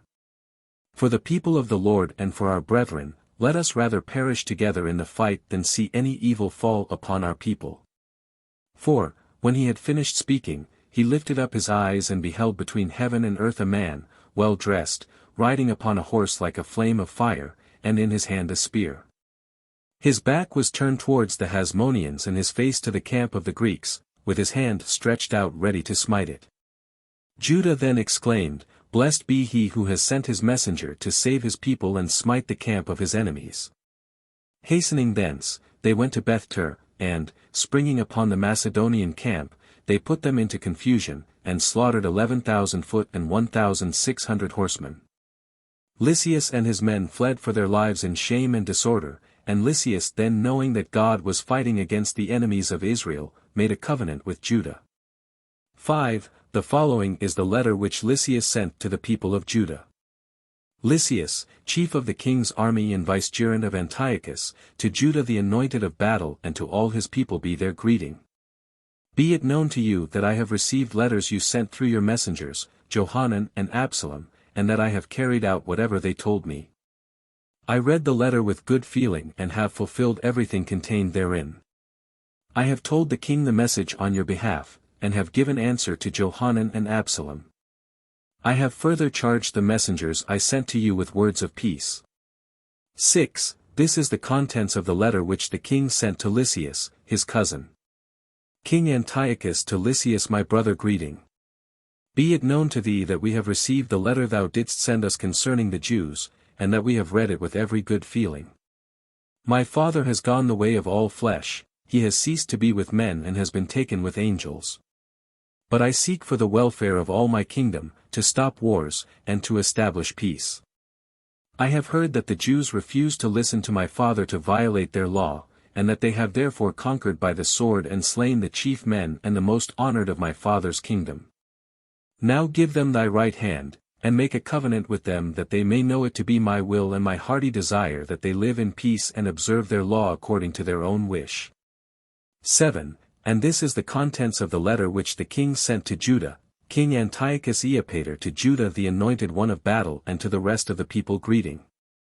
Be it known to you that I have issued a decree throughout all my cities and to all the people subjected to my rule, that they should not oppress the Jews, but leave them to keep and to observe your law. Pardon whatever actions my father erringly did, and if we have also erred we send you Menelaos to speak to you words of peace. 96. 1. In those days the Lord began to render the fourth kingdom more powerful than the third, that is the kingdom of Rome, which was stirred up against the kingdom of Greece. The name of the Roman was exalted over all the empires of the world. That was the fourth animal which Daniel, that greatly beloved man, saw in a vision. Just as that animal devoured, crushed and trampled upon everything, so did this nation of Romans devour and crush all the other nations. It was they who fought with Antiochus, king of Greece, his 120 elephants and a strong and powerful army of infantry and cavalry, whom they conquered in the battle, and compelled to pay the Romans tribute. 2. They also humbled the pride of Hannibal, king of Africa, who reigned over the city whose name was Carthagene. Hannibal entered the field with an army as mighty and as numerous as the sand upon the seashore. With him were all the armies of Ethiopia, Phut and Lud, and other mighty nations. Having crossed the narrow sea between Africa and Sepharad, he humbled the pride of the nation of the Goths, ####. Journeying thence, he arrived in the land of Germania by the sea Oceanus. Thence he came to Italy and engaged in battle with the Romans, who went out to meet him. It was a long and fierce contest, in which the Romans were utterly routed. 3. The Romans, however, continued to fight, and in 10 years no less than 18 battles were fought with Hannibal, but they could make no stand before him. At length, they again mustered all their warriors, at the head of whom were 2 valiant men, Emilius and Varus. Having arranged their men in line of battle by the river Epirus, ###, the battle was fought at Canusi, ###, a large city. Here a fierce and desperate battle was fought, in which 90,000 Romans met their death. 4. Among them was Emilius, one of the Roman commanders. Varus, ###, however, managed to escape to Venetia, ###, a city situated between the mountains and the plain. Of Hannibal's men, 40,000 were killed in that battle. Having pursued the Romans up to the gates of the city, he besieged the city for 8 days, and building turrets in front of the city, fought against it. 5. Then the Roman councillors said to each other, Let us open the gate and come and make a covenant with Hannibal, that we may live and not be put to death. This they determined to do, when a young man, whose name was Scipios, ###, arose, and said to the 320 councillors of the city, Far be it from us to subject ourselves to Hannibal. But what can we do, answered they, since we have not been able to make a stand before Hannibal for the last 18 years. Then, said Scipio, Come, let us take counsel. Give me about 5 legions of men, and I will go to the land of Africa and attack and destroy his land. As soon as Hannibal hears this, he will hasten away from Rome to deliver his own land from my hands, and thus will ye obtain rest. 6. Having consented to his proposal, he took with him 30,000 Romans, and marching to Africa, the country of Hannibal, he engaged in battle, in which Asdrubal, Hannibal's brother, was slain. Scipio cut off his head and brought it to Rome, and, mounting the wall, he cried out to Hannibal, Why art thou so eager for our land, and dost not go to deliver thy own land from my hands, which I am destroying? He then sent Hannibal his brother's head. When he recognized it he braced himself up, and hardening his heart, swore not to leave the city until he had taken it, and he besieged it for several days more. 7. Scipio then returned to Africa and entirely destroyed it. Thence he went to Carthagene and besieged it. And the men of Carthagene sent Hannibal a letter to Rome, saying, Why dost thou desire a strange land, when thine own land is taken from thee?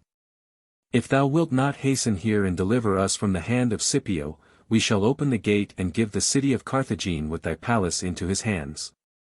8. When he read this letter he wept, and immediately raised the siege, and going to Epirus, where lay his ships, he slew their Romans without number, men, women and children who were taken prisoners. He then went to Africa with all his army. 9. But Scipio went out to meet him, and a fierce war ensued between them, in which Annibal was conquered and about 50,000 of his men slain. He was likewise conquered in 3 pitched battles with Scipio. After that Annibal fled to Egypt, but Scipio followed him, and Ptolemy the king delivered him into Scipio's hands. He was brought to Africa in great honor, and there he drank poison and died and was buried. Scipio then captured the whole land of Africa, and the place that abounds in gold and silver. Thus Rome was exalted above all the other nations. 97. 1. The following is the contents of the letter which the Romans sent to Judah, the son of Mattathiah. Cneius Minios, Scipio and Menelaos, princes of Rome, to Judah the anointed one of battle, and to the elders of Judah greeting to you. For we have heard of your power and of your battles, and are glad, also of what Antiochus and Lysias have given you, and of what they wrote concerning the Jews. Now we also write to ask you whether you will become our associates and friends, but not the friends of the Greeks, who have afflicted you. We are now going to war against Antiochia, therefore hasten to let us know who are your enemies and who your friends. 2. The following is the text of the covenant made between the Romans and the Jews. Whether on the sea or on land, whenever war is declared against the Romans, the Jews are to assist them with all their power. They are not to supply Rome's enemies with either implements of war, with wheat or any other food, according to the decree of the consul and the 320 counselors. And if, on the other hand, war be declared against the Jews, the Romans in their turn are to assist the Jews with all their power, and are not to provide the enemies of the Jews with either implements of war, or wheat or food of any kind. They should themselves not take any food from them unless in trouble. Further, neither party is to add or to diminish what had been decreed by the consul and the 320 counselors. After that the land had rest for about 8 months. At that time Judah began to judge his people, and to weed out the wicked from his people. 3. At that time the Jews lived in all the cities on the sea-coast, extending from Azza until Acco. But the Macedonian nation and the people of Joppa and Jabna brought about great evil, for they induced the Jews living among them to board their ships, together with their wives and children, to go and have sports on the sea. The Jews, trusting them, consented to go with them, but when they arrived in mid-ocean they were thrown into the water and drowned, to the number of 200 souls. 4. When Judah was informed of it he wept and proclaimed a fast. Then, hastening to Joppa, he besieged it, and God delivered it into his hands. After separating the Jews, he smote the city with the edge of the sword, man, woman, child and suckling, and burnt the city to the ground. The same he did to Jabna, besides burning the ships of both cities. The burning and conflagration could be seen as far as Jerusalem, a distance of 240 stadia. He thus avenged the blood of the women and children that were drowned in the sea. Journeying thence, he went to the Arabian desert, and having smitten many Arabs, imposed a tribute upon them. 5. He then returned to the land of and during the journey had to pass a certain city by name Caspon, ####. It was very strongly fortified, for nations of all kinds dwelt therein. Relying upon their strongholds, they cursed Judah, and uttered countless slanders about Judah's people. At this Judah exclaimed, O Almighty God, at the sound of the trumpet thou didst deliver the city of Jericho by the hands of thy servant Joshua. Now deliver this city into our hands, that I may avenge the reproach they have cast upon the people of God. 6. Then, taking his shield in his left hand and unsheathing his sword, he marched bravely onwards, followed by the Hasmoneans, at a very quick pace until they reached the gate of the city. After besmearing it with pitch, and placing bushes and thorns of the desert upon it, they set fire to it and it fell to the ground. God delivered the city into his hands, and he effected a slaughter such as has never yet been known, for the pool of blood which flowed from the city as a pool of water was 2 stadia in length and 2 in breadth. 7. journeying from that place, he traveled a distance of 750 stadia.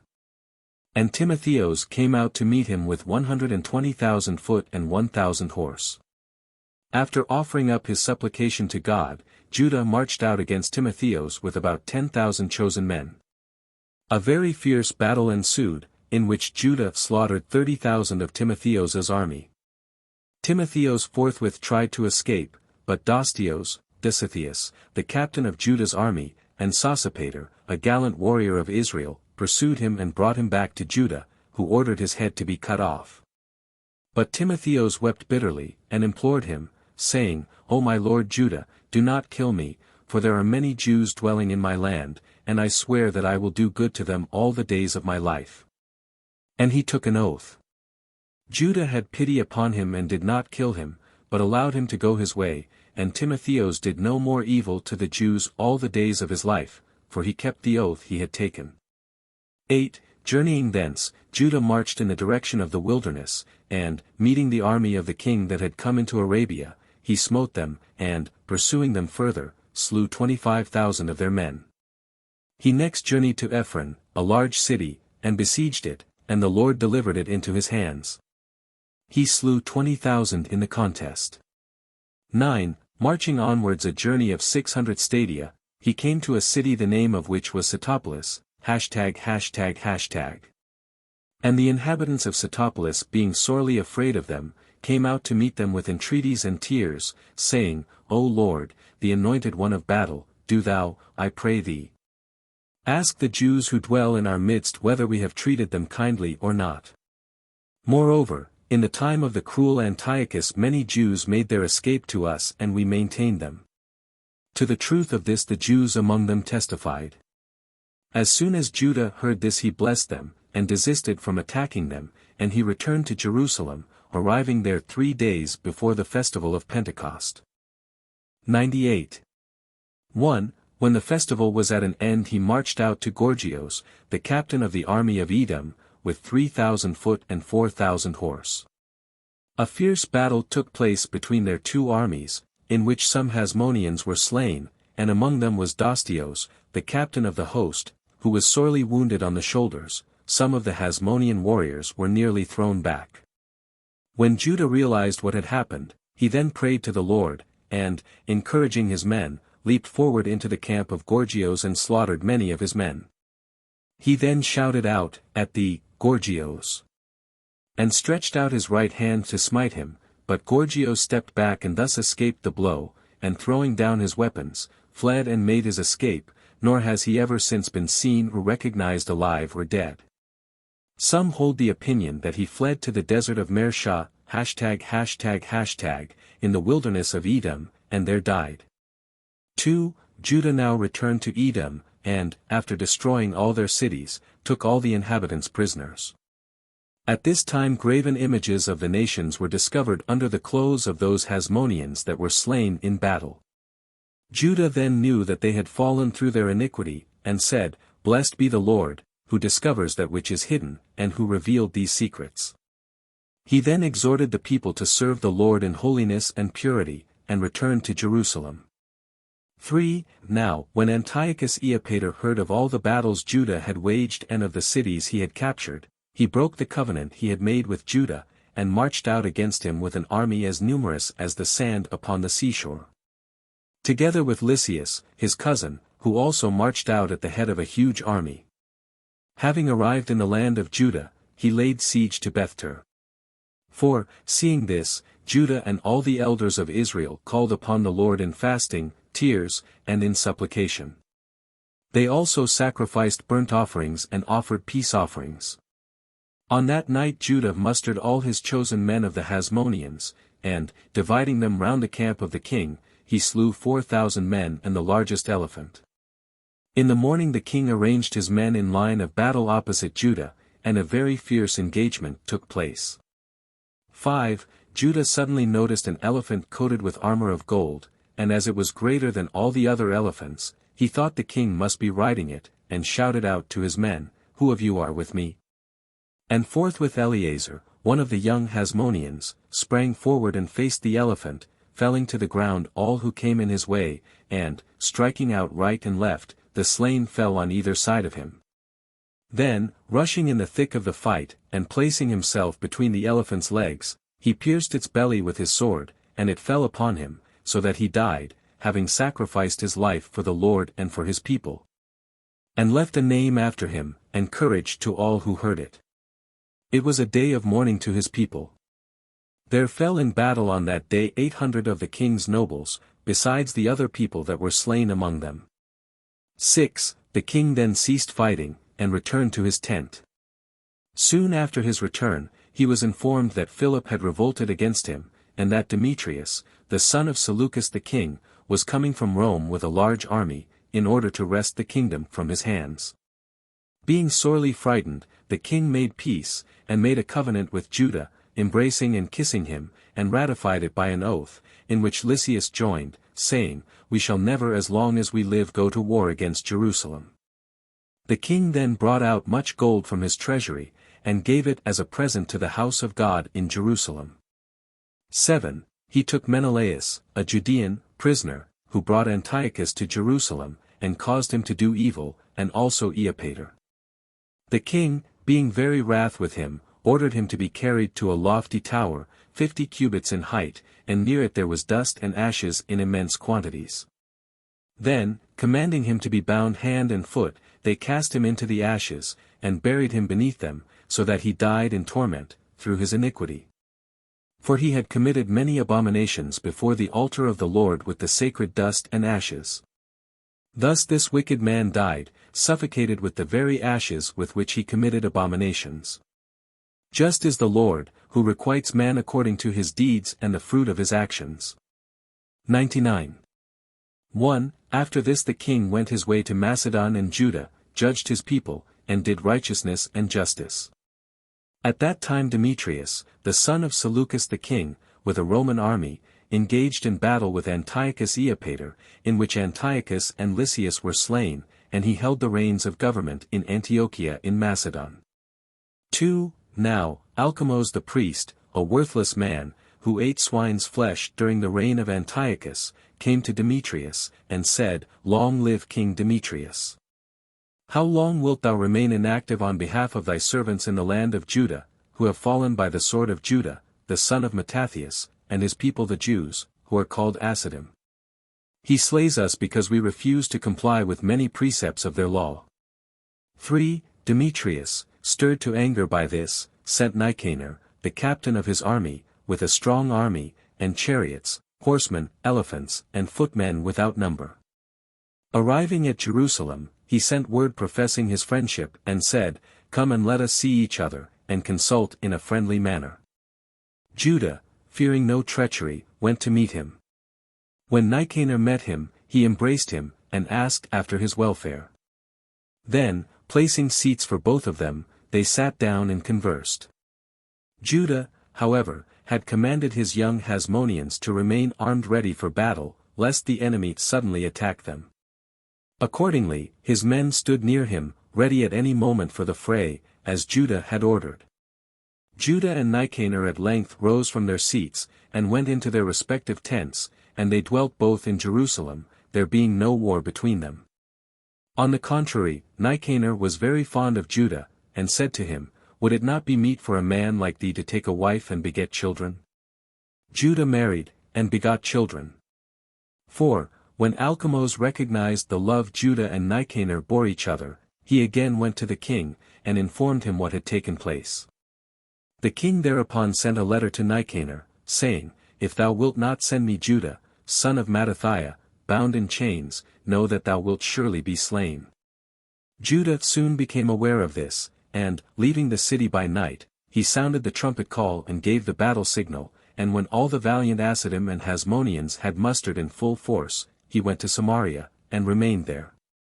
5. In the meantime Nicanor went to the temple of the Lord, and said to the priests, "Bring ye out the man who fled from me, that I may send him to the king bound in chains."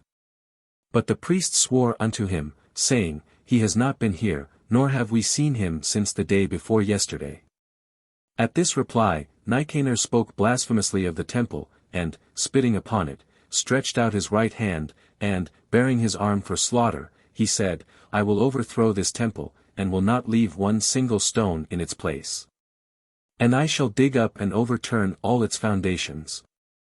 With this, he departed in anger, and the priests went about crying between the porch and the altar, and said, O God, whose dwelling place has of old been in this temple, now continue to rest here, for here is thy throne, and here is thy footstool, and all thy service.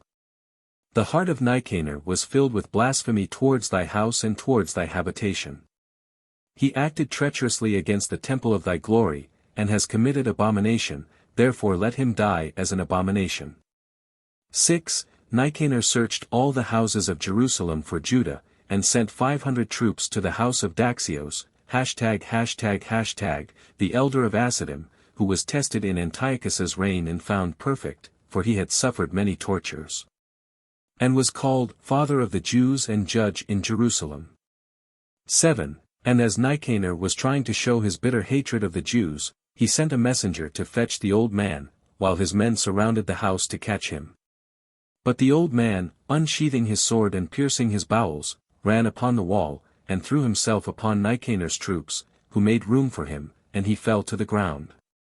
But he soon rose up again, and went towards the troops. He stood on a large stone, and from the great loss of blood which was rapidly flowing from him, he became distracted, and took part of his entrails and threw it at the troops. Then, calling upon the Lord in prayer, he died, and was gathered to his people. 8. When Judah heard these things, he waxed furious, and sent a message to Nicanor, saying, Why dost thou delay? Come into the field, and I will show thee the man thou hast been seeking in the chamber. Behold, he is here waiting for thee in the valley and in the plain. Nicanor then gathered all his forces, and went to meet the Jews on a Sabbath.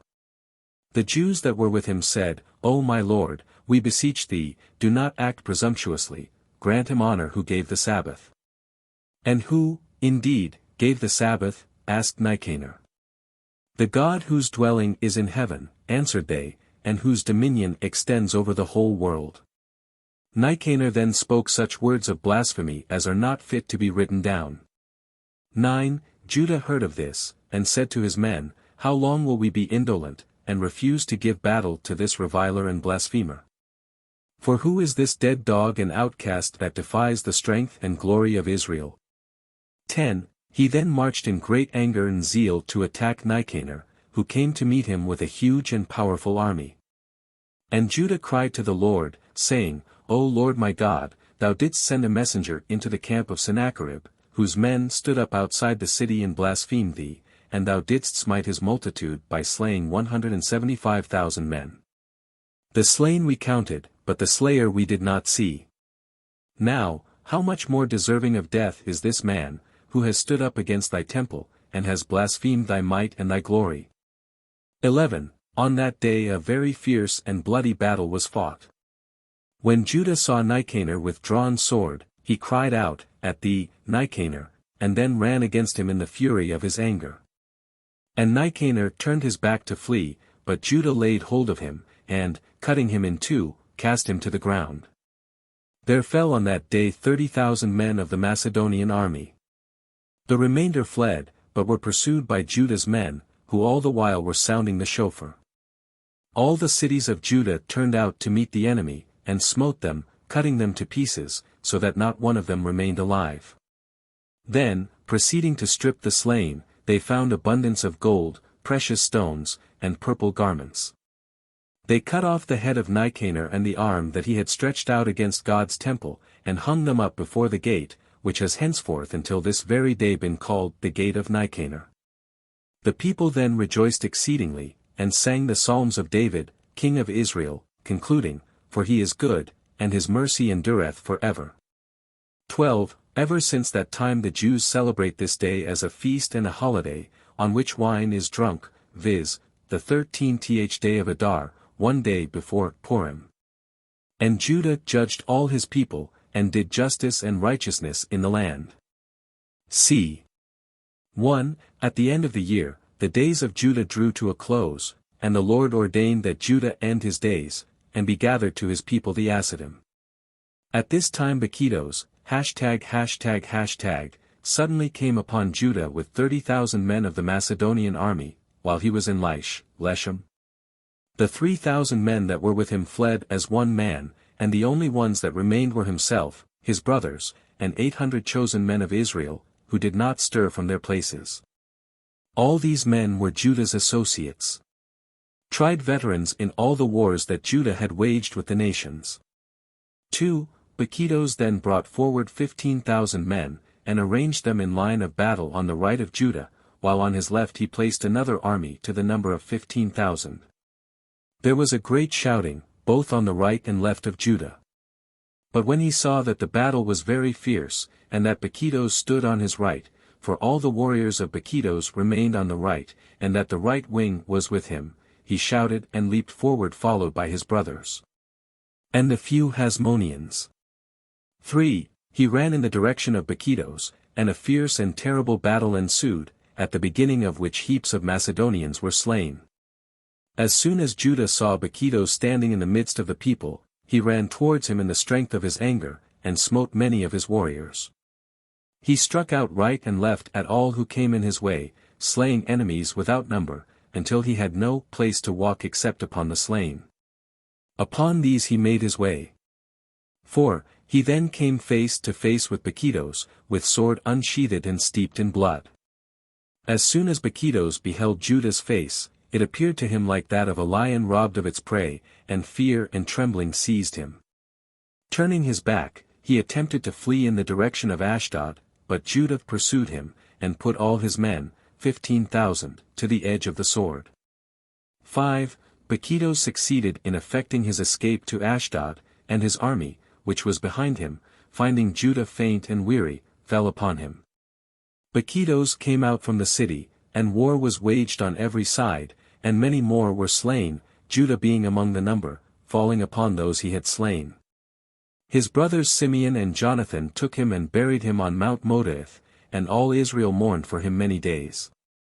The number of years during which Judah, surnamed Maccabee, ministered unto Israel was 6 years, and the Lord caused him to prosper all the days of his life. End of the Book of the Maccabee.